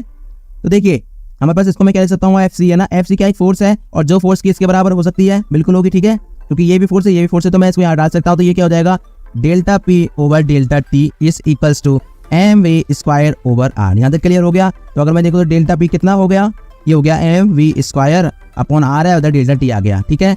हमसे पूछा गया था कि लीनियर मोमेंटम के देखना है रिलेशन, भाई लीनियर मोमेंटम जो है वो किस तरह से वेरी कर रहा है। तो अगर मैं देखूं तो लीनियर मोमेंटम मास के डायरेक्टली प्रोपोर्शनल है, वेलोसिटी के जो स्क्वायर है उसके डायरेक्टली प्रोपोर्शनल है, और ΔT के भी डायरेक्टली प्रोपोर्शनल है, और इनवर्सली प्रोपोर्शनल सिर्फ एक के है, रेडियस के। तो ऐसे मैं लिख सकता हूँ therefore ΔP directly proportional to mass, v² जो वेलोसिटी का स्क्वायर है, ΔT, and ΔP inversely proportional है किसके, रेडियस के। तो ये हमारे पास इसका आंसर आ गया, बस हमें यही बात देखनी थी। इस तरह से आपको ये क्वेश्चन अप्रोच करना था। A force of 49 Newton is just able to move a block of wood weighing 10 kg on a rough horizontal surface. Then coefficient of friction is, option से हमारे पास 1/2, 1/4, 1/6 और 1/8। अब देखिए क्वेश्चन हमसे क्या कह रहा है, अगर हम लैंग्वेज को हमने पढ़ा है तो हमें इतना समझ आ रहा है कि एक फोर्स लग रही है 49 न्यूटन की, जो कि जस्ट एबल है कि जो ये ब्लॉक है जिसका 10 किलो का ब्लॉक है, जो कि एक रफ सरफेस पे रखा हुआ है, उसको सिर्फ हल्का सा मूव कराने के लिए 49 न्यूटन की जो फोर्स है वो कैपेबल है, रफ हॉरिजॉन्टल सरफेस है। तो हमसे पूछा गया है कोफिशिएंट ऑफ फ्रिक्शन, हमको म्यू पूछा गया है क्वेश्चन में, बस। तो चलिए अब इस क्वेश्चन को सॉल्व करते हैं। अगर आपको कोई भी दिक्कत है, अभी तक समझ नहीं आया क्वेश्चन, तो इसको एक बार हम डायग्राम बनाते हैं, उससे समझते हैं, उसके बाद आपको अच्छे से क्वेश्चन समझ आ जाएगा कि ये क्वेश्चन हमसे क्या बोल रहा है। तो चलिए बिना कोई देरी किए करते हैं इस क्वेश्चन को सॉल्व। क्वेश्चन को सॉल्व करने से पहले अगर आपने अभी तक वीडियो को लाइक नहीं ठोका है तो वीडियो को जरूर से लाइक ठोक देना, और चैनल पर नए हो तो चैनल को भी जरूर से सब्सक्राइब कर लेना। So let's see how to solve this question now. Friends, question में हमारे पास जो लैंग्वेज दे रखी है उस लैंग्वेज से हम अपना एक रफ फिगर बना लेते हैं, और हमसे जो पूछा गया है उसको भी हम लिख लेते हैं। तो देखिए क्या था हमारे पास क्वेश्चन में, हमारे पास क्या रखा था, ये एक रफ है, हॉरिजॉन्टल रफ स्पेस से सरफेस है हमारे पास, ठीक है, ये हॉरिजॉन्टल रफ सरफेस है, इतना समझ आ गया। और देखिए यहाँ पर हमारे पास एक ब्लॉक बताया है उन्होंने कि एक ब्लॉक रखा हुआ है, तो ये हमारे पास हो गया इसका ब्लॉक, और इसका हमारे पास जो वेट है वो दे रखा है बस 10 kg। इतना क्लियर हो गया। तो इस पे अपना एक mg लगेगा, अपना वेट लगेगा जो कि हो जाएगा mg, और जो सरफेस है इस सरफेस की वजह से एक नॉर्मल रिएक्शन लगेगी वो लगी n। इतना क्लियर है। और इस पे हमारे पास एक फोर्स लगा रखी है, जो कि कितनी फोर्स है इस पर फोर्स है हमारे पास 49 न्यूटन। आप इधर से लगाइए या फिर इधर से एरो बनाइए, फोर्स तो इसी ब्लॉक पे लगनी है, ठीक है, इसी तरह से बना सकते हैं, कोई दिक्कत नहीं है इसमें। अब देखिए हमारे पास क्या है कि ये फ्रिक्शन है, क्यों है, क्योंकि ये रफ सरफेस है। अगर ये रफ सरफेस है तो यहाँ पर एक फ्रिक्शन लगेगा, और वो होगा फ्रिक्शन Fs, ठीक है, फ्रिक्शन होगा। इस पर हमारे पास एक म्यू हमने मान लिया है, और हमसे म्यू की ही वैल्यू पूछी गई है, जो कि होता है कोफिशिएंट ऑफ फ्रिक्शन। और यहाँ पर जी की वैल्यू हमारे पास कितनी है, 9.8 मीटर पर सेकंड स्क्वायर हम यहाँ पर लेके चल रहे हैं। क्वेश्चन हमारे पास गिवन नहीं है, ठीक है, हमसे म्यू पूछा गया है, ये हमें निकालना है। यहाँ तक क्लियर है।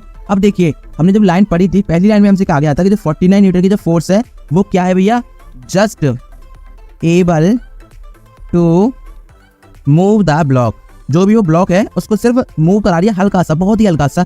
मतलब कि आप इस तरह से ले सकते हैं कि आपने एक फिंगर से किसी एक ऐसे बॉल को हल्का सा टच किया है, वो हल्का सा मूव किया है, तो वहां पर क्या लगेगा हमारे पास, वहां पर हमारे पास है मैक्सिमम फ्रिक्शन फोर्स लगेगा। क्या लगेगा, मैक्सिमम फ्रिक्शन फोर्स, और वो हमारे पास कितना होता है F मैक्स, और वो होता है हमारे पास म्यू इंटू n के बराबर, ठीक है। तो ये हमारे पास लगेगा।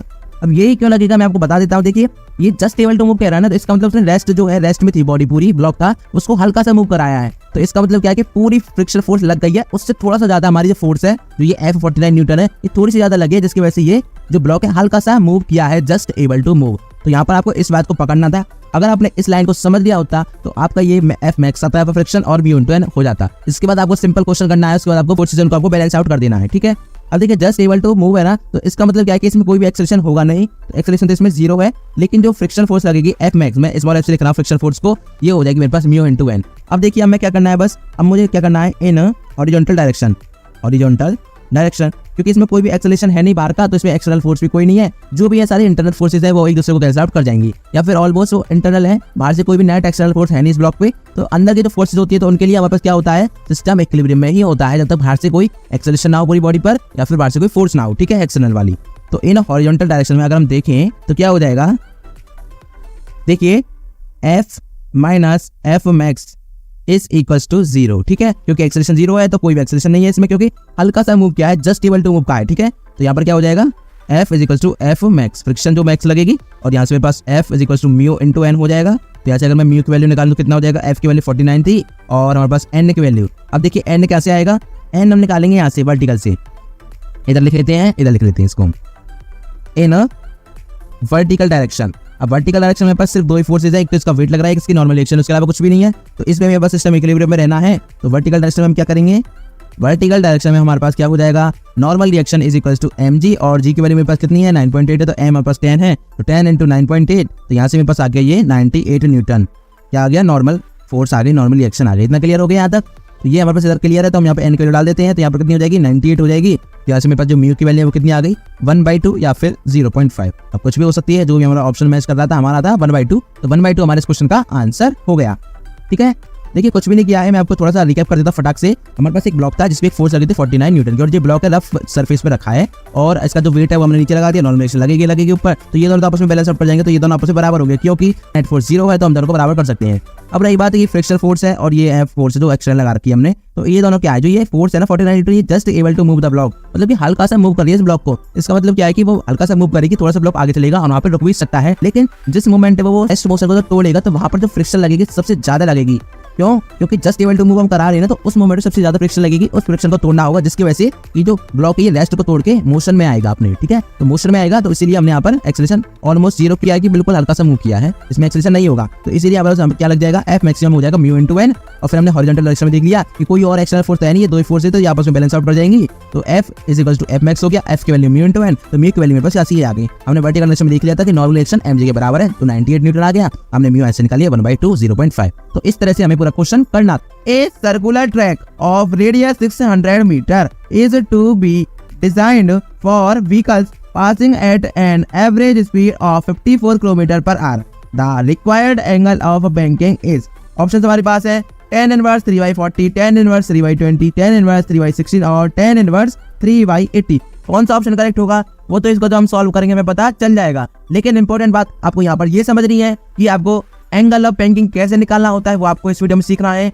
और जो सर्कुलर ट्रैक वाला क्वेश्चंस होते हैं उनको आपको कैसे अप्रोच करना है वो भी आपको सीखना है। तो चलिए बिना कोई देरी किए करते हैं इस क्वेश्चन को सॉल्व। क्वेश्चन को सॉल्व करने से पहले अगर आपने अभी तक वीडियो को लाइक नहीं ठोका है तो वीडियो को जरूर से लाइक ठोक देना, और अगर आपने अभी तक चैनल को सब्सक्राइब नहीं किया है तो चैनल को भी जरूर से सब्सक्राइब कर लेना।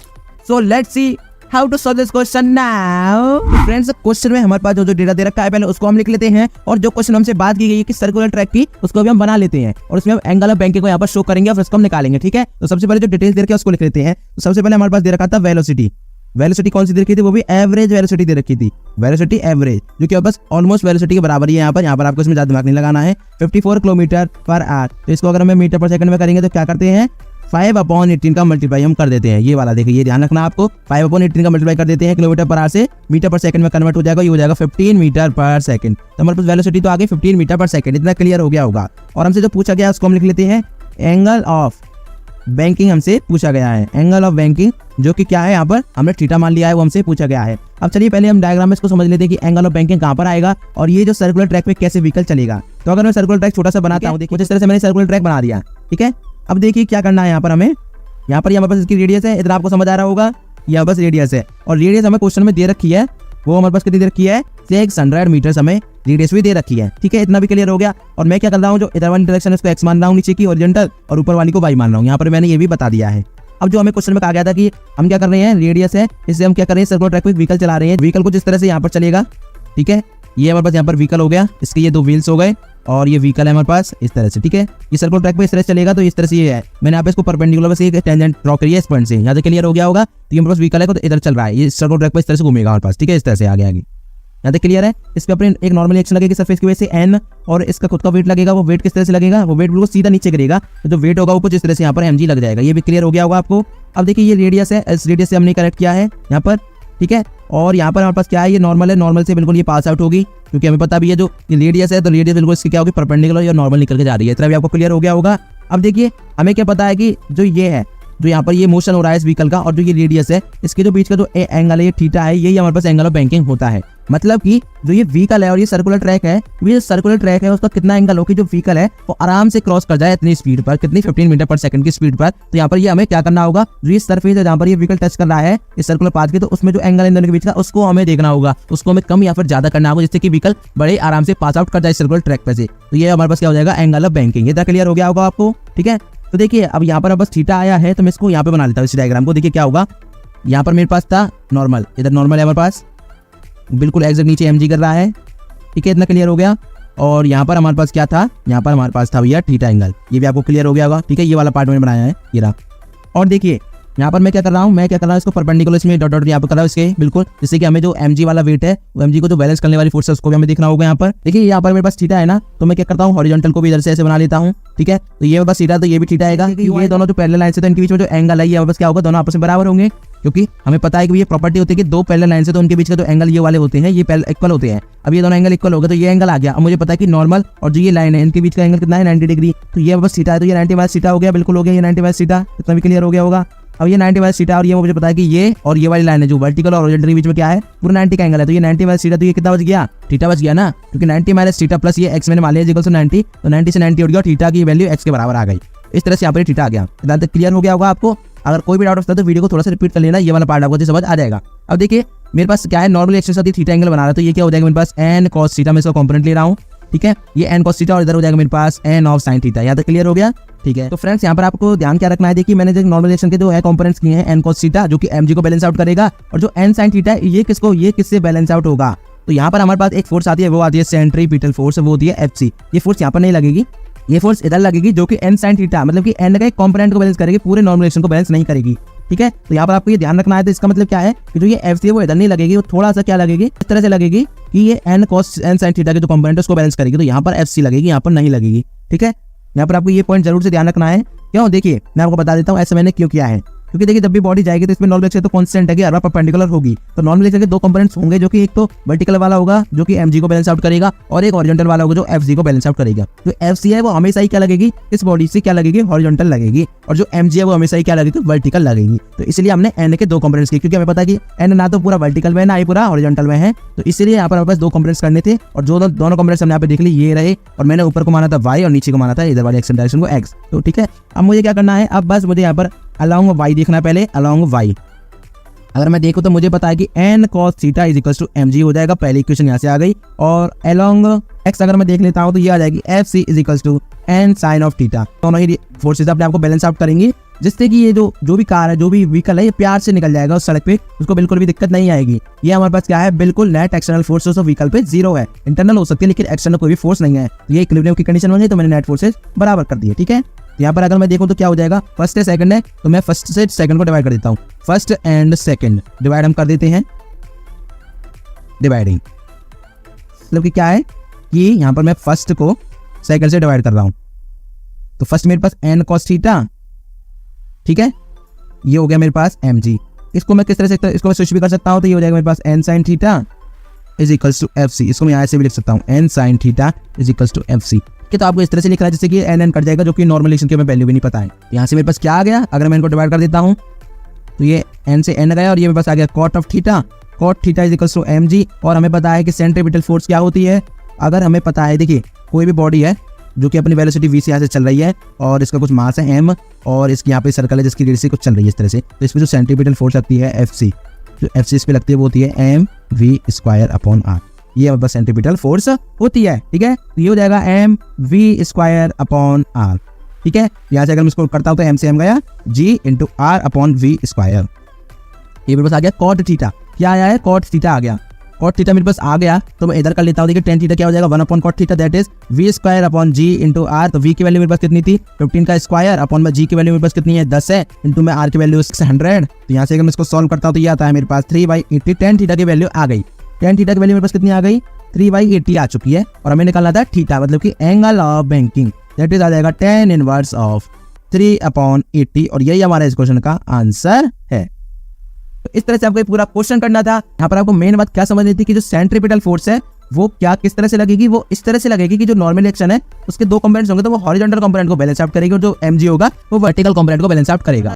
ए block of mass 5 kg is placed on a smooth table and tied from both ends by two masses 3 kg and 2 kg by means of light inextensible strings passing through pulleys as shown. The tension in the string connecting 5 kg and 3 kg is G is equal to 10 metre per second square में लेना है। अगर आपको question नहीं समझ आया तो diagram से समझते हैं। देखिए क्या है, 5 kg का बॉक्स पड़ा है यहाँ पर, ठीक है, इतना समझ आ रहा है ब्लॉक, और यहाँ पर कोई फ्रिक्शन नहीं है, फ्रिक्शन लेस सरफेस है, और यहाँ पर दो पुलिस लगाई है दोनों कॉर्नर्स पर। इधर 2 kg का लगा हुआ है एक बॉक्स और इधर 3 kg का एक लटका हुआ है, और यहाँ पर स्ट्रिंग बन रही है। ये वाली स्ट्रिंग अलग है और ये वाली स्ट्रिंग अलग है। अब स्ट्रिंग अलग है तो इसका मतलब क्या है कि यहाँ पर भैया दोनों की टेंशन अलग होगी। तो अगर मैं इसको T1 मारूंगा तो इसको T2 मार लूंगा। ठीक है, इतना क्लियर है। और इसको आगे हम सॉल्व करेंगे। अब हम ऑप्शन देख लेते हैं हमारे कौन कौन सी ऑप्शन हमें दे रखी हैं।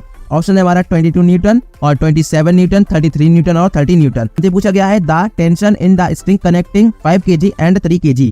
तो 5 kg ये रहा और 3 kg ये रहा, तो मतलब इस एरिया में जो टेंशन बनेगी उस टेंशन को हमें निकालना है। इस एरिया की भी हम निकालेंगे, इसकी भी निकालेंगे, लेकिन हमसे जो पूछा गया है वो इसकी पूछा गया है। तो इसीलिए जो आंसर है हमें बड़े केयरफुली बताना है कि बाई चांस हो सकता है कि हम इसका भी निकाल लें, इसका भी निकाल लें, और हमें लगे कि इसका पूछा गया है, इसका भी ऑप्शन दे रखा होगा और हम गलत कर दें। तो इसीलिए आपको बड़े ध्यान से देखना है कि क्वेश्चन में हमसे क्या पूछा गया है। ठीक है, तो चलिए सॉल्व करते हैं इस क्वेश्चन को बिना कोई देरी किए। क्वेश्चन को सॉल्व करने से पहले आपको एक छोटा सा काम करना है। अगर आप चैनल पर नए हो और चैनल को सब्सक्राइब नहीं किया है तो जल्दी से कर लो भाई, आप ही का बेनिफिट है। इस पे आपको बहुत सारे जेई के डाउट के वीडियोस मिलेंगे, तो इसलिए चैनल को जरूर से सब्सक्राइब कर लेना। और अगर आपने अभी तक वीडियो को लाइक नहीं ठोका है तो वीडियो को भी जरूर से लाइक ठोक देना। तो चलिए करते हैं इस क्वेश्चन को सॉल्व बिना कोई देरी किए। So let's see how to solve this question now.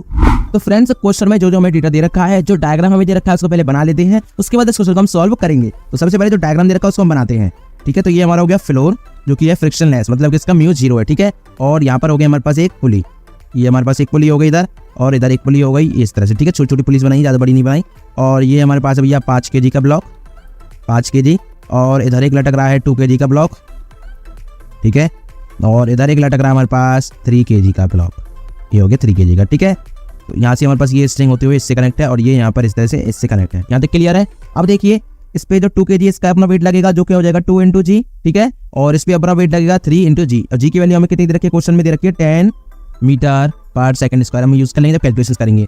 अब यहाँ पर एक स्ट्रिंग बदली तो यहाँ पर एक टेंशन लगेगी और यहाँ पर भी स्पीड टेंशन लगेगी। दोनों टेंशन सेम नहीं होंगे तो इसको मैं T1 मान लेता हूँ, इसको हम T2 मान लेते हैं। ठीक है, और यही टेंशन यहाँ पर भी लगेगी। ठीक है, यहाँ पर इस तरह से लगेगी T2 T1 और यहाँ पर इस तरह से लगेगी T2।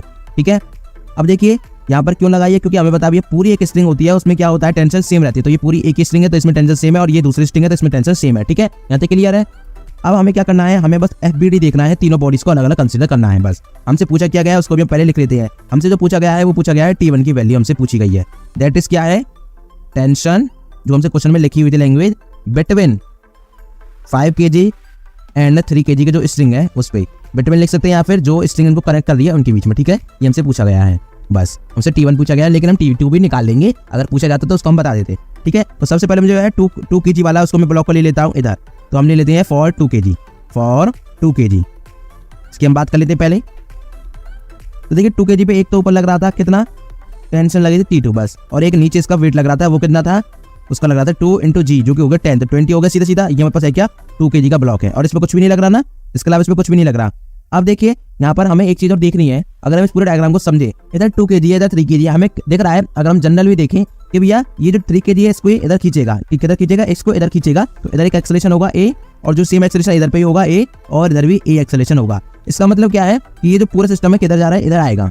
अगर नहीं भी आता, अगर ये उल्टा भी जाता है, हमें यहाँ पे क्या फर्क पड़ जाएगा, हमें यहाँ पे छोटा सा फर्क पड़ेगा कि जो एक्सेलरेशन की वैल्यू होगी वो नेगेटिव में आ जाएगी। बस आपको इसके अलावा कोई भी फर्क नहीं पड़ेगा, वैल्यू दोनों की सेम रहनी है। तो मैंने क्या किया है, मैंने जनरली देख लिया 3 kg ज्यादा है 2 kg कम है, ये तो हमें क्लियर दिख रहा है। तो जो एक्सेलरेशन होगा 3 kg की तरफ होगा, तो ये नीचे झुक जाएगा 3 kg, तो एक्सेलरेशन इधर नीचे होगा और इधर ये ऊपर हो जाएगा। और जो ये 5 kg वो थोड़ा इधर खिसक जाएगा, लेफ्ट से राइट में खिसक जाएगा। किसकेगा? किसकेगा? बिल्कुल किसकेगा, बस यही हमें देखना था। तो अब देखिए 2 kg पे एक्सेलरेशन लग रहा है, ए लग रहा है ना, बिल्कुल लग रहा है। तो यहाँ पर देखिए 2 kg का एक्सेलरेशन लग रहा है, तो इसका अगर हम फोर्स देखें एक्सेलरेशन की तो क्या हो जाएगी, मास इंटू एक्सेलरेशन, तो क्या हो जाएगा 2 × a हो जाएगा इसमें। तो इस पे कौन सी 2 फोर्स लग रही है, ऊपर तो 2 लग रही है, टेंशन T2 और 2a, और नीचे कितनी लग रही है 22g मतलब की। तो अगर मैं इसको देखूं तो क्या हो जाएगा, T2 minus 20 is equal to 2a होगा, बिल्कुल होगा। पहली इक्वेशन हमारी यहाँ से बन गई। अब हम बात कर लेते हैं फॉर 3 kg, ठीक है, फॉर 3 kg की हम बात कर लेते हैं। देखिए फॉर 3 kg में क्या हो जाएगा, 3 kg की हम बात करेंगे, ये हमारे पास 3 kg है, ये वेट है इसका ज्यादा, तो इसमें एक्सेलरेशन हो रहा है नीचे, इतना क्लियर समझ आ रहा है। इसका एक तो अपना वेट होगा 3 kg, और एक्सेलरेशन से फोर्स लगेगी वो क्या हो जाएगी 3 × a, मास इंटू एक्सेलरेशन होता है, और जो टेंशन है वो ऊपर लगी रही है T1। तो ये हमारे पास हो गया। हमें पता है जो नेट है उस सिस्टम वो किधर जा रहा है, नीचे आ रहा है, तो 3 आएगा इधर, तो क्या हो जाएगा 3g minus of T1 is equal to 3a। ये हमारे पास उनकी दूसरी इक्वेशन, ठीक है। यहाँ पे कैसे लिखा है मैं आपको बता देता हूँ। देखिए हमें इतना क्लियर कि ये 3 है वो है, रिजल्ट आ रहा है, मतलब कि क्या है कि सिस्टम नीचे आ रहा है, तो 3 इसका रिजल्ट है, तो हमने इधर लिख दिया। और हमें क्या पता है कि 3g नीचे लग रही है ना फोर्स, और ऊपर T1 है। हमें क्या पता है अगर ये नीचे जा रहा है पूरा सिस्टम, तो इसका मतलब क्या है कि 3g है वो ज्यादा है T1 से, तभी तो हो सकता है, पॉसिबल नहीं तो पॉसिबल ही नहीं हो सकता। तो इसीलिए हमने यहाँ पर क्या लिखा 3g minus T1 is equal to 3a, और ऊपर हमने उल्टा लिखा था। क्यों लिखा था, क्योंकि टेंशन ज्यादा थी एज कम्पेयर टू उसका वेट, जो 2 kg का जो वेट था, तो यहाँ पर मैं T2 माइनस 20 लिखा है। इतना क्लियर हो गया। मैंने यहाँ पर g की वैल्यू डाल दी, मैं g की वैल्यू नहीं डालना, बाद में डाल लेंगे, ठीक है। ये 2g हो गया। अब हमारे पास जो है तीसरी इक्वेशन, जो कि कहां से आएगी, 5 kg से आएगी। यहाँ पर ज्यादातर मिस्टेक हो जाती है, इसलिए आपको तीनों ब्लॉक को आराम से कंसीडर करना है और उनको अच्छे से आपको समझना है, ठीक है। अब देख लेते हैं हम फॉर 5 kg। अब 5 kg में हमारे पास क्या लग रहा है, 5 kg को अगर हम देखें तो क्या देखिए हमें समझ आएगा। यहाँ से 5 kg हमें पता है कि इधर एक स्ट्रिंग बन रही थी और इधर भी एक स्ट्रिंग बन रही थी, ठीक है। तो दोनों फोर्स लगाएंगे, इधर टेंशन होगी T2, इधर होगी टेंशन T1, जो हमने डायग्राम में देखा था। इसका वेट लगेगा नीचे 5g, और इसमें कुछ भी नहीं लग रहा। तो देखिए वेट से तो कोई पंगा है नहीं, क्योंकि जो इसका मोशन है वो तो या तो इधर होगा या इधर होगा। तो इधर हो रहा है मोशन, हमें पता है एक्सेलरेशन में इधर माना है, क्योंकि हमें पूरा क्लियर दिख रहा है कि जो 3 kg ज्यादा है तो वो क्या करेगा 5 kg को इधर शिफ्ट करेगा राइट की तरफ, ठीक है। तो एक्सेलरेशन इधर हो रहा है, तो इसका मतलब क्या है कि जो T1 है वो T2 से ज्यादा है, तभी तो एक्सेलरेशन इधर होगा, ठीक है। तो इसमें एक और फोर्स लगेगी एक्सेलरेशन की वजह से, वो हो जाएगी 5 × a, क्योंकि फोर्स क्या होती है, मास इंटू एक्सेलरेशन, ठीक है। तो ये हमारे पास यहाँ से हमने देख लिया। तो अगर मैं इसकी इक्वेशन लिखूं तो क्या हो जाएगा, T1 minus T2 is equal to 5a। ये हमारे पास हो गई तीसरी इक्वेशन। तो देखिए फ्रेंड्स यहाँ पर हमारे पास 3 इक्वेशंस आ गई हैं और हमारे पास 3 ही वेरिएबल्स है, तो हम फटाक से हम इनको निकाल लेते हैं। देखिए T1 और T2 की वैल्यू हम ऊपर से निकाल सकते हैं और इसमें हम डाल सकते हैं। तो अगर मैं देखूँ सेकंड इक्वेशन से, तो देखिए ये थी हमारी पहली इक्वेशन, तो इसमें अगर मैं T2 की वैल्यू निकालूं तो कितनी आ जाएगी, T2 की वैल्यू आ गई 2a प्लस 2g आ गई, ठीक है। T2 की वैल्यू हमारे पास ये आ गई। और यहाँ से अगर मैं देखूँ तो इसकी वैल्यू कितनी आएगी, T1 की वैल्यू आ जाएगी मेरे पास 3g माइनस ऑफ 3a, ठीक है। ये हमारे पास आ गई T1 की वैल्यू, इतना क्लियर है। तो हमें अब ये वैल्यू डालनी है और आगे इक्वेशन में जो इक्वेशन थर्ड है उसमें भी ये वैल्यूज पुट करनी है। Putting values of T1 and T2 in equation 3, equation number जो 3 है उसमें हमें पुट करनी है, तो कर देते हैं। T1 की वैल्यू क्या थी हमारे पास 3g माइनस 3a, और जो T2 की वैल्यू थी माइनस वाले लेते हैं, वो थी हमारे पास 2a plus 2g is equal to क्या था 5a था, ये था ना हमारे पास, ठीक है। यहाँ से हमारे पास क्या हो गया 3g माइनस 2g क्या हो जाएगा, सिर्फ g बचेगा, और माइनस 3a और माइनस 2a कितना हो जाएगा, minus of 5a is equal to हो जाएगा 5a, ठीक है। तो यहाँ से अगर मैं देखो तो g इज इक्वल टू कितना हो गया 10a हो गया। यहाँ से मेरे पास जो एक्सेलरेशन की वैल्यू है वो कितनी आ गई, वो आ गई g/10, दैट इज g की वैल्यू मेरे पास कितनी थी 10 थी, तो यहाँ से मेरे पास 1 आ गया। तो एक्सेलरेशन है वो मेरे पास कितना आ गया 1 metre per second square acceleration में निकाल लिया। अब हमने एक्सेलरेशन निकाल लिया। अब हमसे जो पूछा गया था क्वेश्चन में टेंशन है उसको फटाक से निकाल लेते हैं। तो इधर निकाल लेते हैं। देखिए हमारे पास जो T1 की वैल्यू उसको निकाल लेते हैं पहले। तो T1 की वैल्यू तो 3g माइनस ऑफ 3a थी हमारे पास, तो 3g मेरे पास कितना हो गया 30 और माइनस 3 हो जाएगा ये, क्योंकि एक्सेलरेशन कितना है 1 है। तो यहाँ से मेरे पास कितना आ गया, ये आ गया 27। तो T1 मेरे पास आ गया। अब T2 भी हम निकाल लेते हैं। T2 मेरे पास कितना आएगा, इधर देखिए 2a प्लस 2g। अब 2a मतलब कितना हो गया, एक्सेलरेशन इंटू 1 है, तो यहाँ से 1 हो जाएगा, 2 रहेगा सिर्फ, ये प्लस में 20 हो जाएगा, क्योंकि g हमारे पास कितना है 10 है, तो ये हो गया 22 टेंशन यहाँ पे होगा इसकी, और T2 और T1 हो गया 27। तो हमें जो निकालना था वो हमारे पास आ गया 27 इसका आंसर, और हमने एक्स्ट्रा भी निकालने के भैया अगर T2 हमसे पूछा जाता वो भी हमने बता दिया। A block of mass 2 kg rest on the floor of an elevator. यहाँ पे क्या कह रहा है हमसे, देखिए एक मास है 2 kg का जो कि रेस्ट पे पड़ा है, फ्लोर किसकी फ्लोर पे पड़ा है, एलिवेटर के फ्लोर पे पड़ा है। मतलब कि हम यहाँ ले सकते हैं एग्जांपल लिफ्ट का, ठीक है। एक लिफ्ट है जहाँ पर कि एक 2 kg का एक हमारे पास क्या पड़ा है, ब्लॉक पड़ा है, जो कि अभी रेस्ट पे है, ठीक है। Which is moving down with an acceleration g, और जो ये एलिवेटर है ना ये क्या कर रहा है भैया, g एक्सेलरेशन से नीचे की ओर आ रहा है, ठीक है। Then the apparent weight of the block is, तो हमसे पूछा गया है जो ये ब्लॉक है जो कि रेस्ट पे पड़ा है इस फ्लोर पे एलिवेटर के, और जो एलिवेटर g एक्सेलरेशन से नीचे आ रहा है, तो वहां पर जो ब्लॉक है उसका जो अपरेंट वेट होगा वो कितना होगा। जी को हमें 10 लेना है और ऑप्शन हमारे पास है 20 न्यूटन, 12 न्यूटन, 16 न्यूटन और 0। अब यहाँ पर देखिए आंसर तुम्हारा 0 आ रहा है, लेकिन ये कैसे आएगा इसको हम समझ लेते हैं आज के इस वीडियो में अच्छे से, बिना कोई देरी किए। क्वेश्चन को सोल्व करने से पहले अगर आपने अभी तक चैनल सब्सक्राइब नहीं किया है तो चैनल को जरूर से सब्सक्राइब कर लेना, क्योंकि आपको इस चैनल पर ऐसे अच्छे डाउट के वीडियोस मिलते रहते हैं। और अगर आपने अभी तक वीडियो को लाइक नहीं ठोका है तो जरूर से वीडियो को लाइक भी ठोक देना है। So let's see how to solve this question now। तो फ्रेंड्स क्वेश्चन में जो डेटा हमारे पास दे रखा है उसको पहले लिख लेते हैं। क्वेश्चन में हमारे पास दे रखा है मास, हमें मास दे रखा है m is equals to 2 kg, ठीक है, ये हमें क्वेश्चन में दे रखा है। और हमें क्या दे रखा है, इनिशियली वो रेस्ट पे है, तो यहाँ पे इसका मतलब क्या हो गया, तो जो u है वो 0 हो गया, और जो एक्सेलरेशन है किसका, एलिवेटर का, किसका एक्सेलरेशन, एलिवेटर का, जो कि बराबर किसके होगा, एक्सेलरेशन ऑफ ब्लॉक के, क्योंकि भैया जो ब्लॉक है वो एलिवेटर पे रखा है ना, एलिवेटर के फ्लोर पे, तो वो दोनों क्या है, जी के बराबर है। यहाँ तक क्लियर है। हम पहले बना लेते हैं वो कंडीशन की, वो कंडीशन कैसी है, ये हमारे पास एलिवेटर लिफ्ट है और यहाँ पर हमारे पास छोटा सा ब्लॉक रखा है ग्राउंड पर, ठीक है, इसके जो सरफेस पर, और क्या है यहाँ पर इसका वेट है जो mg है इस ब्लॉक का, ठीक है, और इस पे एक नॉर्मल रिएक्शन लग रही है इस एलिवेटर की वजह से। और जो ये पूरा एलिवेटर है, ये हमारे पास एलिवेटर है ना, और ये हमारे पास क्या है, ब्लॉक है, तो जो एलिवेटर ये पूरा कहाँ जा रहा है, एक्सेलरेशन a से नीचे की ओर आ रहा है। तो इसका मतलब क्या है, जो इस पे है जो ब्लॉक पे, इस पे भी लग रहा होगा एक्सेलरेशन a, ठीक है, तो यहाँ पर इस पे एक एक्सेलरेशन a भी लग रहा होगा, तो मास इंटू एक्सेलरेशन हो गया, इस पे फोर्स जो लग रही है दूसरी वाली, ठीक है। तो देखिए अब हम यहाँ पे क्या करना है, हमें देखना है जो ब्लॉक है ऑन ब्लॉक ए, जो ब्लॉक ए है उस पर हमें देखना है, इसका नाम हम दे देते हैं ब्लॉक ए, ठीक है। तो क्या हमें पता है, देखिए नीचे की ओर ओवरऑल एक्सेलरेशन हो रहा है, इसका मतलब क्या है कि जो भैया mg है वो क्या है, n से बड़ा है, mg minus n is equal to m into a, ये क्लियर हमें समझ आ रहा है। तो यहाँ से हम देख सकते हैं क्या हो जाएगा, नॉर्मल अगर निकालें नॉर्मल रिएक्शन तो कितना आ जाएगा, ma माइनस ऑफ mg।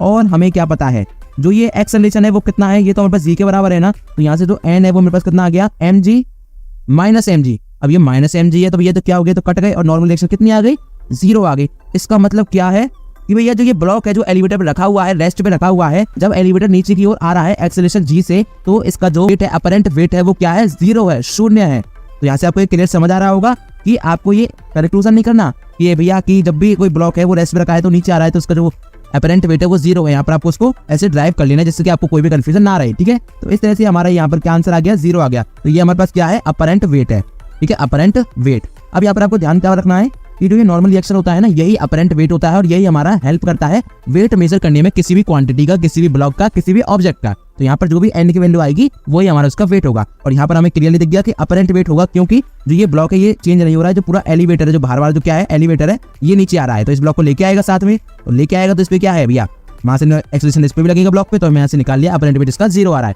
तो इस तरह से हमें क्वेश्चन करना था, बड़ा ही छोटा सा क्वेश्चन था, बड़ा ही सिंपल था, लेकिन बहुत ही आराम से करना था, कोई भी जल्दबाजी नहीं करनी थी। आई होप ये क्वेश्चन आपको अच्छे से क्लियर हो गया होगा। अगर आपको कोई भी डाउट बचता है तो वीडियो को दोबारा से देख लेना, उसके बाद भी कोई डाउट बचता है तो इस वीडियो को नीचे जाकर आप कमेंट में पूछ सकते हैं, वहां पर आपको सारे डाउट्स क्लियर हो जाएंगे।